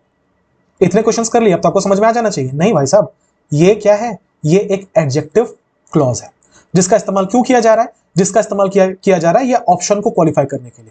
प्राइमरी ऑप्शन तो बहुत सारे हो सकते हैं, हम कौन से ऑप्शन की बात कर रहे हैं? हम उस ऑप्शन की बात कर रहे हैं जो कि कंसल्टेंट ने से सजेस्ट किए गए हैं, ठीक है। The primary option that were, actually होना चाहिए था the primary option that was suggested by the consultant, पर जैसा मैंने बोला दैट वाज बहुत बार नहीं लिखा होता, रिलेटिव प्रोनाउन नहीं लिखा होता, तो उस केस में हम मानकर चलेंगे यहां पे दैट वाज लिखा हुआ था। तो क्या है कि बहुत सारे अल्टरनेटिव्स थे, लेकिन जो प्राइमरी ऑप्शन था जो कि सजेस्ट किया गया था कंसल्टेंट के द्वारा, तो इसका सेंटेंस में तो कोई वैल्यू ही नहीं है ना, ये तो आपको डराने के लिए लिखा गया, तो इसको मैं काट देता हूं। अब क्वेश्चन सिंपल हो गया। अब क्या लिखा हुआ है? The primary option were the most cost effective. अब आपको एरर तुरंत मिल जाएगा जब आपने इतना काम कर लिया कि सर ऑप्शन लिखा हुआ है, ये तो सिंगुलर है, तो जो वर्ब इसके साथ यूज करेंगे वो भी सिंगुलर होना चाहिए, तो वर नहीं होगा सर, इसके जगह पे वॉज होगा। ये तो आपने कर ही लिया होगा, किया कि नहीं किया? इसका मतलब ये है आंसर कौन से पार्ट में? सी में। वर की जगह पे क्या होगा? वॉज होगा। आसान है भाई, समझने का फेर है बस। लिखा है had they been informed about the changes. मैं बता चुका आपको ये चीज ऑलरेडी कि ये थर्ड कंडीशनल में है, क्योंकि मुझे कहीं क्वेश्चन मार्क नहीं दिख रहा। इसका मतलब ये एक्चुअली क्या रहा होगा पता है? ये रहा होगा if they had been informed, जिसमें मैंने इन्वर्जन लगाया और इसको फिर मैंने कैसे लिखा कि हैड, यहां से इफ हटा दिया तो हैड उठ के आगे आ गया, फिर लिखा दे, अब हो गया हैड दे बीन इन्फॉर्म्ड। ठीक है, तो क्या लिखा हुआ है? Had they been informed about the changes, अगर उन्हें इन्फॉर्म कर दिया जाता चेंजेस के बारे में, the members of the board, जो मेंबर्स थे बोर्ड के, वुड लाइकली अपोज्ड। एरर मिल गया मुझे, आपको मिला क्या? उम्मीद करता हूं आपको मिल गया। मैंने तब एक रूल बताया था कि इफ वाले क्लॉज में हैड प्लस V3 होगा, आगे जाकर वुड हैव प्लस V3 होगा, और इसे हम बोलेंगे थर्ड कंडीशनल। इस बात को याद रखना, आगे आएगा। अच्छा, अभी इसमें क्या एरर है? लिखा है वुड लाइकली अपोज्ड। देखो, वुड है एक मॉडल, लाइकली यहां का एडवर्ब है, उससे हमें कुछ लेना देना नहीं है। इसके बाद का वर्ब देखो लिखा है अपोज्ड। बताओ एरर है या नहीं है? ये रूल हमने कितनी बार पढ़ा है कि किसी भी सेंटेंस में अगर मॉडल का इस्तेमाल करते हैं तो उसके साथ हमेशा बेस फॉर्म लगता है। पढ़ा ही नहीं पढ़ा? इसका मतलब यह है यहां पे अपोज तो होना नहीं चाहिए था, होना क्या चाहिए था? अपोज। पर फिर भी गलत है। क्यों गलत है? अगर हमने अपोज को अपोज कर दिया, ये जो हैड है ये भी, इसका भी प्रेजेंस तो है सेंटेंस में, और ये तो थर्ड कंडीशनल ये चिक चिक के कह रहा है। अगर ये थर्ड कंडीशनल है, फिर हम यहां पे अपोज को चेंज करके हम करेक्ट नहीं कर सकते सेंटेंस को। फिर हम कैसे करेक्ट कर सकते हैं? अपोज को छोड़ देते हैं। ऐसा करते हैं ना कि जहां पे वुड लिखा है उसको वुड हैव कर देते हैं। इससे दो फायदा होगा। पहला, जिस मोमेंट हमने यहां पे वुड हैव किया, हैड सेटिस्फाई हो गया, क्योंकि क्या चाहिए था? इफ क्लॉज में हैड चाहिए था, मेन क्लॉज में वुड हैव चाहिए था। इफ क्लॉज को हैड मिल गया, मेन क्लॉज को वुड हैव मिल गया। अच्छा, वुड हैव के बाद V3 भी होना चाहिए, तो अपोज्ड V3 ही तो है, इसका मतलब ये भी सेटिस्फाई हो गया, जिसका मतलब ये तो एकदम सटीक सोल्यूशन मिल गया हमें कि ये भी सेटिस्फाई हो जाए, ये भी सेटिस्फाई हो जाए। तो हम क्या करेंगे? वुड को हटा के यहां पे वुड हैव कर देंगे। एरर कौन से पार्ट में है? एरर बी पार्ट में है, वुड हैव लाइकली अपोज्ड होगा। उम्मीद करता हूं क्लियर है। बढ़ेंगे क्वेश्चन नंबर 18 की तरफ। लिखा है the directive from the headquarters require that all branches submit there quarterly report by the 5th of month. लिखा है कि हेडक्वार्टर से जो डायरेक्टिव्स आए हैं वो रिक्वायर करते हैं कि जितने भी ब्रांचेस हैं वो सारे के सारे हर महीने के 5 तारीख तक क्वार्टरली रिपोर्ट भेज दे। ठीक है, मतलब महीने के 5 तारीख तक क्वार्टरली रिपोर्ट भेज दे। तो क्या लिखा हुआ है? The directive from the headquarters require. ध्यान देना, यहां पे रिक्वायर लिखा हुआ भाई साहब। कौन सा मूड चला गया? Present subjunctive. इसका मतलब आगे जो भी मेन वर्ब आप यूज कर रहे हो वो हमेशा किस में होना चाहिए? बेस फॉर्म में होना चाहिए, राइट? अब यहां पे देखना क्या लिखा हुआ था? The directive from the headquarters require that all branches submit there report. Submit ये बेस फॉर्म है, जमा करना। इसका मतलब यहां तो कोई एरर नहीं है, बिल्कुल वो रूल फॉलो हो रहा है। Their report quarterly reports by the end of the month. मतलब आंसर क्या होगा? No error. ना ना ना, नो एरर नहीं है। ऐसा थोड़ी है कि एक जगह पे अगर यूज कर लिया हमने प्रेजेंट सब्जेक्टिव तो वहीं पे एक एरर था। आगे भी चेक करते हैं, मुझे एक एरर दिखाए पढ़ते पढ़ते। लिखा है द डायरेक्टिव, नाउन है, फ्रॉम द हेडक्वार्टर्स। फ्रॉम क्या है? प्रीपोजिशन। द हेडक्वार्टर्स क्या है इस प्रीपोजिशन का? ऑब्जेक्ट। ठीक, रिक्वायर क्या है? Main verb. आ जाओ, रिक्वायर है यहां का मेन वर्ब, जो वर्ब का पहला फॉर्म है, मतलब ये प्लूरल है, तो इसके साथ जो वर्ब यूज करेंगे, सॉरी जो सब्जेक्ट यूज करेंगे वो भी क्या होना चाहिए था? प्लूरल होना चाहिए था। चेक कर लेते हैं। अब देखो ये तो प्रीपोजिशन है तो ये सब्जेक्ट नहीं हो सकता, ये प्रीपोजिशन का ऑब्जेक्ट है तो ये भी सब्जेक्ट नहीं हो सकता। केवल एक वर्ड बचा ना, डायरेक्टिव। डायरेक्टिव का मतलब होता है इंस्ट्रक्शन। सो डायरेक्टिव लिखा है, डायरेक्टिव्स नहीं साहब, इसका मतलब ये है ये सिंगुलर है। अगर हमारा सब्जेक्ट सिंगुलर है तो वर्ब भी क्या यूज करेंगे? सिंगुलर यूज करेंगे। तो V1 होना चाहिए कि V5 होना चाहिए? ऑब्वियसली V5 होना चाहिए। क्या होगा? रिक्वायर होगा, रिक्वायर्स होगा, रिक्वायर्स होगा। आंसर क्या करेंगे? रिक्वायर के जगह पे रिक्वायर्स। क्लियर है क्या? आगे बढ़ सकते हैं। Question number 19, the committee along with its chairperson were present at the inauguration ceremony to witness the launch of the new product. Committee जो है वो अपने चेयरपर्सन के साथ मौजूद थे वहां पे इनॉग्रेशन जो हुआ था सेरेमनी का, नए प्रोडक्ट के लॉन्च के को विटनेस करने के लिए। बहुत आसान सवाल है, मैं ऑलरेडी बता चुका हूं। अलॉन्ग विथ से अगर कोई दो सेंटेंस जुड़ा हो तो वर्ब हमेशा पहले वाले सब्जेक्ट को फॉलो करता है। पहले में लिखा हुआ है कमिटी। अब मैंने ये क्वेश्चन क्यों रखा? क्योंकि बहुत सारे लोगों को ऐसा लगता है कि कमिटी लिखते के साथ वो प्लूरल हो जाता है। ऐसा नहीं है। कमिटी एक कलेक्टिव नाउन है जिसको आप सिंगुलर जैसा भी यूज कर सकते हो, प्लूरल जैसा भी यूज कर सकते हो। कहां यूज होगा ये इस पर डिपेंड करता है कि आप इसको इस्तेमाल कैसे कर रहे हो। जहां पे आपको सेंटेंस पढ़ के ये लगे कि ये कम्युनिटी बटी हुई है, जैसे द कमिटी आर फाइटिंग होगा विद इन देमसेल्व्स, आपस में लड़ रहे हैं, इसका बोध हो रहा है कि एक से ज्यादा लोग हैं, तो आप वहां इसको प्लूरल रखना। जहां पे आपको कमिटी को पढ़ के ऐसा लग रहा है कि ये एक यूनिट है तो उसको सिंगुलर रखना, एक मत है तो सिंगुलर रखना। इस केस में हमें कहीं पढ़कर नहीं फील हुआ कि ये बटे हुए हैं। कमिटी मतलब बहुत सारे लोग होंगे एक साथ आए हैं तो उसे कमिटी कहा जा रहा है, इसका मतलब ये सिंगुलर है। अगर ये सिंगुलर है तो जो वर्ब यूज करेंगे वो भी क्या होना चाहिए? सिंगुलर होना चाहिए। यहां पे क्या लिखा हुआ था? वर्ब। क्या होना चाहिए? वाज। आगे बढ़ेंगे। क्वेश्चन नंबर 20, उम्मीद करता हूं पॉज करके बना रहे, सिर्फ सुन नहीं रहे। लिखा है her suggestions much like those of her predecessors, लिखा है कि उसके जितने भी सजेशंस थे जैसे उसके पहले वाले लोग थे उनकी ही तरह। ये जो much like those of predecessors है ये अगेन एक एडजेक्टिव का पार्ट है जो इस सजेशंस के लिए आया है। ऐसे बोलो कि सजेशंस को क्वालिफाई करने के लिए है। उसके कौन से सजेशंस? उसके वो सजेशंस जो कि उसके प्रेडिसेसर्स के जैसे ही थे। तो लिखा है कि her suggestions much like those of her predecessors often focuses on, error मिल गया है हमें, फोकसेस लिखा हुआ है, वर्ब का पांचवा फॉर्म है, इसका मतलब ये सिंगुलर है। हमें सब्जेक्ट ढूंढना है। सब्जेक्ट में क्या लिखा हुआ था? हर सजेशंस, सजेशंस प्लूरल है। तो भाई अगर ये प्लूरल है तो वर्ब भी तो प्लूरल ही होगा ना। तो प्लूरल में लिखा हुआ था फोकसेस, गलत है या नहीं है? क्या होना चाहिए था? फोकस होना चाहिए था कि नहीं? तो फोकसेस को हटाइए, यहां पे फोकस कर लीजिए। होना ये चाहिए कि her suggestions much like those of our predecessors often focus on improving, not focuses on improving. आसान सवाल है पर जैसे ही क्वेश्चन घुमाएगा, क्वेश्चन लंबा करेगा, परेशान हो जाओगे। Question number 21, regardless of the complexities involve, मतलब जितनी भी मुसीबतें उसमें इन्वॉल्व हैं उससे परे, the team remained determined to achieve, जो टीम है वो बिल्कुल दृढ़ निश्चित है कि वो अचीव कर लेगी their target with in the stipulated time frame. जो टीम है वो बिल्कुल दृढ़ है कि वो अपना टारगेट पूरा कर लेगी जो टाइम फ्रेम दिया गया है उसमें। तो लिखा है कि regardless of the complexities involve, मतलब जो भी कॉम्प्लेक्सिटीज इसमें इन्वॉल्व है उससे परे, द टीम रिमेन्ड, लिखा है the team. Again team is a collective noun, a group of players is called team. तो यहां पे दोनों चीजें हो सकती हैं, या तो ये सिंगुलर हो सकता है या तो ये प्लूरल हो सकता है। कैसे पता चलेगा?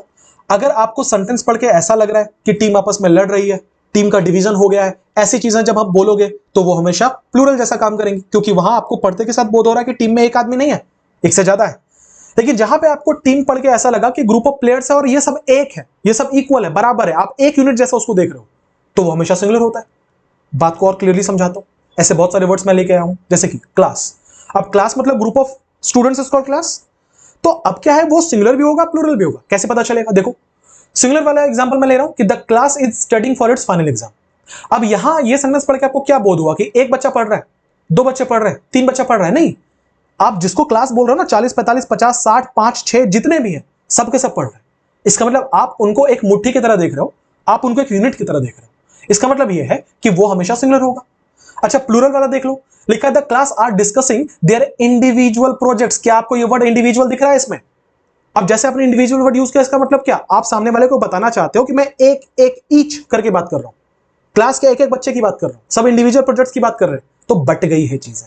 अब ये बंद मुट्ठी नहीं है, ये खुला हाथ है, 5 उंगलियां हैं इसमें। इसका मतलब ये क्या होगा, ये प्लूरल होगा कि नहीं होगा, बोलो समझ पा रहे हो, ये सिंगुलर था कि नहीं था। अगला एग्जांपल टीम वाला ले लो। The team is working hard on its strategy. Team जो है वो अपनी स्ट्रैटेजी पे बहुत मेहनत कर रही है। अब क्या एक प्लेयर मेहनत कर रहा है, 2 प्लेयर मेहनत कर रहा है, नहीं, सब मेहनत कर रहे हैं ना। प्लूरल में देख लो, the team are each trying, ये वर्ड माइंड करना, the team are each trying to improve, हर कोई प्रयास कर रहा है। अब मैं टीम को एक जैसा नहीं देख रहा, मैं टीम को अलग अलग देख रहा हूं, तो ये प्लूरल होगा। सेम है कमिटी के साथ, the committee has made it's decision, अभी हमने वो डिस्कस किया था, कमिटी ने अपना डिसीजन बना लिया। हम कमिटी को एक जैसा देख रहे हैं कि 10 लोग हैं, 10 ने मिलकर डिसीजन बना लिया। The committee are still divided over their choice, लिखा है कि यहां पे डिवाइडेड वर्ड को मार्क करना कि कमिटी अभी भी डिवाइडेड है अपने चॉइस में, इसका मतलब हम एक एक करके देख रहे हैं। होपफुली कॉन्सेप्ट क्लियर है, बाकी और एग्जांपल से पढ़ लेना डाउनलोड करके। तो मैं समझाना बेसिकली ये चाह रहा हूं कि ये कलेक्टिव नाउन या सिंगुलर और प्लूरल बाय चॉइस होते हैं। आपको सेंटेंस देख के जज करना पड़ेगा वो सिंगुलर है या प्लूरल है, और आसान है, बता दिया मैंने कैसे जज करना है। अब देखते हैं इस सवाल को। लिखा है कि जितने भी कॉम्प्लेक्सिटीज इन्वॉल्व है उनके रिगार्डलेस जो टीम है वो डिटरमाइंड है कि अपना वो जो टाइम फ्रेम है उसमें वो अपना टारगेट पूरा कर लेगी।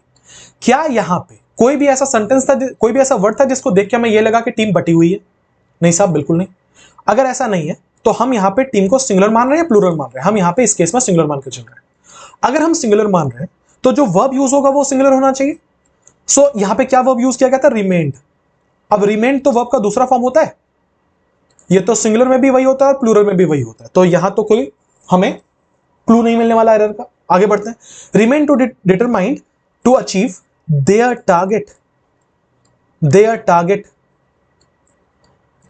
अब बताओ ये देयर होगा क्या? ये देयर किससे बनकर आया है?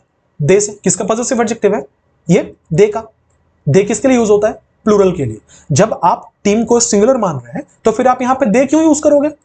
आप यहां पे क्या यूज करोगे? इट यूज करोगे। तो अगर मैं इसका पॉजिटिव बनाऊंगा तो क्या बनाऊंगा? इट्स बनाऊंगा। इसका मतलब एरर क्या है? यहां देयर नहीं होना चाहिए, क्या होना चाहिए? इट्स होना चाहिए। समझ गए? बढ़िया तगड़ा सवाल था। क्वेश्चन नंबर 22 पे बढ़े। लिखा है कि neither the quality of the materials used, जो क्वालिटी मटेरियल का है ना ही वो, not the construction techniques applied, जो कंस्ट्रक्शन टेक्निक्स यूज किए गए हैं, अप्लाई किए गए हैं, वो भी were up to the required safety standards. मैं ऐसे क्वेश्चंस ऑलरेडी करा चुका हूं, मैंने ये क्वेश्चन अगेन फिर से इसलिए डाला है क्योंकि मटेरियल्स पे आके हमारा जो फ्रेज था वो खत्म नहीं हो रहा था, इसके बाद यूज्ड भी लिखा हुआ था। ठीक है, तो ये बस एक एडजेक्टिव क्लॉज है जो कि मटेरियल्स को क्वालिफाई करने के लिए आ रहा है। एक्चुअली ये था दैट वर यूज्ड। ठीक है, तो क्या था कि neither the quality of the materials that were used, वो दैट वर हम खा गए क्योंकि सेंटेंस लंबा हो रहा था। तो क्या हो जाता, क्या होगा? The neither the quality of the materials used, इसी को ना पास्ट पार्टिसिपल कहते हैं, इन case you don't no. neither the quality of the materials used nor the construction techniques applied, neither nor से जुड़ा हुआ है, वर्ब नजदीक वाले को फॉलो करेगा। अच्छा, नजदीक वाले को फॉलो करेगा तो अप्लाइड को देख के वर्ब लगा दें क्या? नहीं, क्योंकि अप्लाइड एडजेक्टिव है। राइट, हम वर्ब किसको देख के लगाते हैं? सब्जेक्ट को। सब्जेक्ट कौन होता है? नाउन होता है। इसका मतलब इसको देख के तो लगा ही नहीं सकते। किसको देख के लगा सकते हैं? टेक्निक्स को देख के लगा सकते हैं। टेक्निक्स सिंगुलर है या प्लूरल है? ऑब्वियसली प्लूरल है। अगर प्लूरल है तो वर होगा कि वॉज होगा? वरी होगा। राइट, विच मीन्स इस क्वेश्चन में कोई एरर नहीं है। आंसर क्या होगा? Option number D, no. Clear है? बढ़ेंगे क्वेश्चन नंबर 23 पे। लिखा हुआ है by the time the CEO arrive, जब तक सीईओ आए थे, बोथ द मैनेजमेंट आते हैं, sorry, both the management and the employees had reached a decision regarding the policy changes. Management और एम्प्लॉइज जो है वो एक डिसीजन पे पहुंच चुके थे जो पॉलिसी चेंजेस है उनको लेके। अब ये सेंटेंस टाइमलाइन पे फिट नहीं आ रहा। क्यों नहीं आ रहा? लिखा bye the time the CEO arrive, ये अराइव हमें बता रहा है कि हम प्रेजेंट टेंस की बात कर रहे हैं कि जब तक वो आते हैं। Both the management and employees had reached, ये पास्ट हो गया कि वो पहुंच चुके थे। तो मीनिंग क्या बन रहा है कि जब तक सीईओ आते हैं, बोथ मैनेजमेंट और एम्प्लॉइज एक डिसीजन पे पहुंच चुके थे। पहुंच चुके थे, जब तक सीईओ आते हैं पहुंच चुके हैं होना चाहिए। या तो मैं दोनों को पास्ट में रखूं या तो मैं दोनों को प्रेजेंट में रखूं, वरना टाइमलाइन बिगड़ जाएगा पूरे के पूरे सेंटेंस का। तब हमारे पास दो ऑप्शन है, या तो हम हैड को चेंज कर दें या तो हम अराइव को चेंज कर दें। अब सोचो, हमने यहां पे हैड को, एक मिनट के लिए मान के चलते हैं, हमने यहां हैड को हैव कर दिया, हैड को हैव कर दिया, हमने पूरा प्रेजेंट रख दिया, फिर भी एरर है। क्या एरर है? देखो तो जरा। सीईओ, चीफ एग्जीक्यूटिव ऑफिसर, एक ही आदमी तो होता है, सीईओ तो नहीं लिखा हुआ, सीईओ लिखा हुआ है। इसका मतलब हम एक सिंगुलर एंटिटी की बात कर रहे हैं, हम एक सिंगुलर सब्जेक्ट की बात कर रहे हैं। अगर ये सिंगुलर है तो प्रेजेंट टेंस में भी अराइव कैसे होगा? अराइव तो वर्ब का पहला फॉर्म होता है सर, ये तो प्लूरल के लिए आता है। इसका मतलब अगर हम प्रेजेंट टेंस में भी रखना चाहें तो भी अराइव नहीं अराइव्स होगा, एंड इन दैट केस यहां पे भी एरर होगा और यहां पर भी एरर होगा। इसका मतलब प्रेजेंट टेंस में रखना समझदारी नहीं है, वरना दो पार्ट में एरर हो जा रहा है। तो ज्यादा अच्छा यही है ना कि पास्ट टेंस में रखें। तो क्या करेंगे हम यहां से अराइव को हटा के इसकी जगह पे अराइव्ड कर देंगे। अब क्या हुआ कि जब तक सीओ आते थे, अराइव्ड है, both the management and the employees had reached. इससे एक और फायदा हुआ, ये वाली बात मैं पहले डिस्कस कर चुका हूं। एक में हैड लगा है, दूसरे में हैड नहीं लगा, इसका मतलब एक घटना पहले भी, दूसरी घटना बाद में। जब तक सीओ आए, मान लेते हैं सीओ 9 बजे तक आए, इन्होंने पहले ही एक कंसेंसस पे पहुंच गए थे, एक डिसीजन पे पहुंच गए थे। इसका मतलब ये 8 ही बजे पहुंच गए थे। दोनों घटनाएं पास्ट की, ये वाली V2 में होगी, ये उसके भी पहले हुई थी, ये हैड प्लस V3 में होगी, देखो लिखा है। इसका मतलब अब तो टाइमलाइन बिल्कुल ठीक बैठ रहा है। सो अराइव की जगह पे क्या होना चाहिए, अराइव्ड होना चाहिए। उम्मीद करता हूं आपको मजा आ रहा है पढ़ने में, चीजें सीखने को मिल रही हैं आपको। आगे बढ़ेंगे। लिखा है कि इट इज एसेंशियल, ये जरूरी है, दैट एवरी कैंडिडेट। अच्छा, इट इज एसेंशियल दिखा, फिर से कुछ चमका, प्रेजेंट सब्जेंटिव केस। तो क्या लिखा हुआ है, इट इज एसेंशियल, ये जरूरी है, दैट एवरी कैंडिडेट प्रिपेयर। अब देखो, जो बच्चा ये सब रूल नहीं जानता, जो बच्चा आधा अधूरा पढ़ता है, वो ये देखेगा कि यहां पे एवरी कैंडिडेट लिखा हुआ है, सर ये तो सिंगुलर होगा, हमारा सब्जेक्ट सिंगुलर, लॉटरी निकल गया। इतना आसान सवाल था भाई, प्रिपेयर को प्रिपेयर्स करना था, करके आओ ना एग्जाम में। गलत होगा कि नहीं होगा? यहां पे प्रिपेयर ही होना चाहिए। यहां पे लिखा था इट इज एसेंशियल, जो इस सेंटेंस को बनाता है प्रेजेंट सब्जेंटिव मूड में। अगर ये प्रेजेंट सब्जेंटिव मूड में है तो यहां पे हमेशा बेस फॉर्म ऑफ वर्ब होना चाहिए। अगर बेस फॉर्म ऑफ वर्ब होना चाहिए तो प्रिपेयर ही होगा। तो आंसर क्या है, it is essential that every candidate prepare, not prepares. ठीक, यहां तक कोई एरर नहीं है। लिखा है prepare adequate for the exam to improve their chances of success. इसका मतलब आंसर क्या होना चाहिए, नो एरर, कतई नहीं। ऐसा थोड़ी है कि प्रेजेंट सब्जेक्टिव यूज हो तो वहीं एरर होगा, एरर है इसमें, और बड़ा तगड़ा एरर है। और एसएससी में हाल फिलहाल में बहुत क्वेश्चन पूछे गए उससे। जरा सेंटेंस को पढ़ो तो फिर से एक बार। लिखा है it is essential that every candidate prepare adequate. Adequate मतलब होता है पर्याप्त। कैसे लिखते हैं, पर्याप्त। ठीक, ये एक एडजेक्टिव है। मैंने पहले कई बार अपने कई वीडियोस में बोला है, किसी भी वर्ड की फंक्शनलिटी समझनी है, 2 शब्द लगा लो बस। अब मैं बोल रहा हूं ये एडजेक्टिव है, कैसे पता चलेगा, लगा के देख लो। मैं कह रहा हूं मुझे पर्याप्त ज्ञान नहीं है सब्जेक्ट का, मेरे पास एडिक्वेट नॉलेज नहीं है सब्जेक्ट का। नॉलेज क्या होता है, नाउन होता है। एडिक्वेट क्या है, एडजेक्टिव है, क्योंकि क्वालिफाई कर रहा है। कितना नॉलेज है, पर्याप्त नॉलेज है। कितना नॉलेज नहीं, पर्याप्त नॉलेज नहीं है। इसका मतलब ये इसको क्वालिफाई करने के लिए आ रहा है। सो एडिक्वेट क्या होगा, एडजेक्टिव होगा। एडिक्वेट क्या होगा, एडजेक्टिव होगा। अच्छा, एडजेक्टिव किसको क्वालिफाई करता है, एडजेक्टिव क्वालिफाई करता है किसी भी नाउन को या किसी भी प्रोनाउन को। यहां क्या लिखा हुआ था, यह जरूरी है कि हर कैंडिडेट पर्याप्त तैयारी करे। जो सेंस बन रहा है उसमें क्या ये कैंडिडेट के लिए आ रहा है, क्या हम ये बोल रहे हैं कि यह जरूरी है कि हर पर्याप्त कैंडिडेट तैयारी करे? नहीं, हर पर्याप्त कैंडिडेट तैयारी करे तो कोई मीनिंग ही नहीं बनेगा। हम बोलना ये चाह रहे हैं कि हर कैंडिडेट पर्याप्त तरीके से तैयारी करे, जिसका मतलब ये जो एडिक्वेट है, इसका अगर आप सेंटेंस में सिग्निफिकेंस देखोगे तो ये प्रिपेयर के लिए आना चाहिए था, कि कैसे तैयारी करे, एडिक्वेट तरीके से तैयारी करे, जिसका मतलब है ये प्रिपेयर के लिए आएगा। प्रिपेयर एक वर्ब है, तो इसके लिए अगर ये आ रहा है फिर तो ये एक एडवर्ब होना चाहिए। अभी ये क्या है, अभी एक एडजेक्टिव है। अच्छा, हम जानते हैं कि एडजेक्टिव का एडवर्ब कैसे बनाया जा सकता है? बिल्कुल जानते हैं। कैसे, एलवाई लगा के। अगर हमने एडिक्वेट के आगे एलवाई लगा के इसको एडिक्वेटली बना लिया तो बताना कि ये चीज सही हो जाएगी, नहीं हो जाएगी? अब तो ये एडवर्ब बन जाएगा। इसका मतलब एरर था इसमें, और एरर ये था कि एडिक्वेट नहीं होगा, एडिक्वेटली होगा। क्या होना चाहिए, it is essential that every candidate prepare adequately for the exam. उम्मीद करता हूं ये क्वेश्चन क्लियर है और आपको पढ़ने में मजा आ रहा है। बढ़ेंगे अपने वीडियो के लास्ट क्वेश्चन पे। उससे पहले फिर से ये रिक्वेस्ट है सबसे, अभी तक अगर आपने चैनल को सब्सक्राइब नहीं किया है, नए हो तो सब्सक्राइब कर लेना। 3 लोगों से जरूर चैनल को शेयर करना, लाइक जरूर कर देना सेशन को, क्योंकि मेरी बहुत मेहनत लग रही है, आपको पढ़ने में बहुत मेहनत लग रही है, और मैं आपको कुछ नया सिखाने की कोशिश कर रहा हूँ। बॉम्ब बनाना नहीं सिखा रहा, कुछ नेगेटिव आपकी जिंदगी में नहीं डाल रहा, जहां तक हो रहा है वैल्यू ही ऐड कर रहा हूं। तो अप्रिसिएशन अच्छा लगता है ना, इंसान है हम लोग। तो क्या करना है, लाइक कर देना है, और साथ ही साथ में एक कमेंट जरूर से ड्रॉप कर देना है आपको कि आपके कितने करेक्ट हुए 25 में से। साथ ही साथ में क्या आपको ऐसे वीडियोस आगे चाहिए, ये वाला पार्ट बहुत जरूरी है, ताकि मेरा रिव्यू आपको मिल पाए, सॉरी आपका रिव्यू मुझको मिल पाए, मेरा रिव्यू नहीं, आपका रिव्यू मुझको मिल पाए। तो बताना आगे ऐसे वीडियोस और चाहिए क्या? क्या ये आपके लेवल के ऊपर की चीज थी? क्या आपके लेवल के नीचे की चीज थी? क्या आपको ये सारी चीजें पढ़नी जरूरी लग रही हैं? ये सारी बातें कमेंट पे बताना, मुझे इंतजार रहेगा। ठीक है, बढ़ेंगे लास्ट क्वेश्चन पे। The panel of experts who were renowned in their respective fields were invited to the seminar. लिखा है कि the panel of experts who were renowned in their respective fields. फिर से देखो, ये जो हु लिखा हुआ है ये किसके लिए आ रहा है? एक्सपर्ट्स के लिए आ रहा है। क्या आप ये बात समझ पाए कि ये पूरा का पूरा एक क्लॉज है जो एडजेक्टिव का काम कर रहा है? हम किस एक्सपर्ट्स की बात कर रहे हैं? ऐसे एक्सपर्ट्स जो अपने फील्ड में बड़े ज्ञानी हैं, ऐसे एक्सपर्ट्स जो अपने फील्ड में बहुत रेनाउंड है। ठीक है, हम उनकी बात कर रहे हैं। इसका मतलब इसका सेंटेंस में और कोई सिग्निफिकेंस नहीं है, ये बस एक्सपर्ट्स को क्वालिफाई करने के लिए आ रहा था। ये बात तो आप अभी तक समझ गए होंगे। अच्छा, हु का एंटीसीडेंट कौन है? हु किसके लिए आ रहा है भाई? एक्सपर्ट्स के लिए आ रहा है। अगर हु एक्सपर्ट्स के लिए आ रहा है, इसका मतलब हम लोग प्लूरल की बात कर रहे हैं। अगर हम लोग प्लूरल की बात कर रहे हैं तो यहां पे जो वर्ब यूज करेंगे वो भी क्या होना चाहिए? प्लूरल होना चाहिए। तो देखो यहाँ पे वर्ब लिखा है या नहीं लिखा? लिखा है। यहाँ पे भी एरर दे सकता था, वॉज कर सकता था, ऐसा एरर हमने किया था। आगे बढ़ेंगे। The panel of experts who were renowned in their respective fields, यहां तक तो कोई एरर नहीं है। वर इनवाइटेड। अब देख लेते हैं ये जो वर्ब यहां पे यूज किया गया है वर्ब, जो कि प्लूरल है, इसका सब्जेक्ट कौन है? आओ सब्जेक्ट छांटे।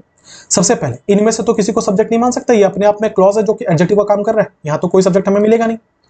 हमारे पास एक ही ऑप्शन बचता है, द पैनल ऑफ एक्सपर्ट्स। अब अगर हमने पैनल को सब्जेक्ट माना तो सब्जेक्ट सिंगुलर हो जाएगा, एक्सपर्ट्स को सब्जेक्ट माना तो सब्जेक्ट प्लूरल हो जाएगा। कौन डिसाइड करेगा? हम और आप डिसाइड करेंगे क्या? नहीं, सेंटेंस डिसाइड करेगा। देखो, ऑफ क्या है? प्रीपोजिशन। हर प्रीपोजिशन के बाद एक नाउन या प्रोनाउन आता है जो कि उसका ऑब्जेक्ट होता है। इसका मतलब अगर ये प्रीपोजिशन है तो ये एक्सपर्ट्स उसका ऑब्जेक्ट है, प्रीपोजिशनल ऑब्जेक्ट है। इसका मतलब ना ये सब्जेक्ट बन सकता है ना ये सब्जेक्ट बन सकता है। अब हमारे पास कितने ऐसे नाउन बचे जिसको सब्जेक्ट मान सकते हैं? एक ही तो बचा। कौन सा? पैनल। अगर एक ही बचा पैनल, इसका मतलब जो वर्ब यूज करेंगे वो सिंगुलर होना चाहिए, क्योंकि ये भी सिंगुलर है। तो वर होगा भाई साहब कि वॉज होगा। आंसर है वॉज होगा। तो एरर ये है कि वर के जगह पे वॉज होगा। उम्मीद करता हूं आपको सेशन अच्छा लगा, मुझे पढ़ाकर मजा आया, आपको पढ़कर मजा आया हो। फिर से वही बात है, जरूर बताना ऐसे सेशंस आगे चाहिए या नहीं चाहिए। मुझे लगी है भूख, मैं जा रहा हूँ खाना खाने। आप भी जाओ, खाना खाओ, रेस्ट करो, फिर ये वीडियो देखना, नोट्स बनाना। टेलीग्राम का लिंक डिस्क्रिप्शन में है, पेड बैच का लिंक डिस्क्रिप्शन में है, पेड बैच का वीडियो जो डिस्क्राइब कर रहा है पेड बैच वो डिस्क्रिप्शन में है। जाओ, देखो, एंजॉय करो, मजे करो। मिलेंगे अगले वीडियो में, तब तक के लिए अपना बहुत बहुत ध्यान रखो, पढ़ाई करते रहो। Have a nice day everyone. Thank you for being with me.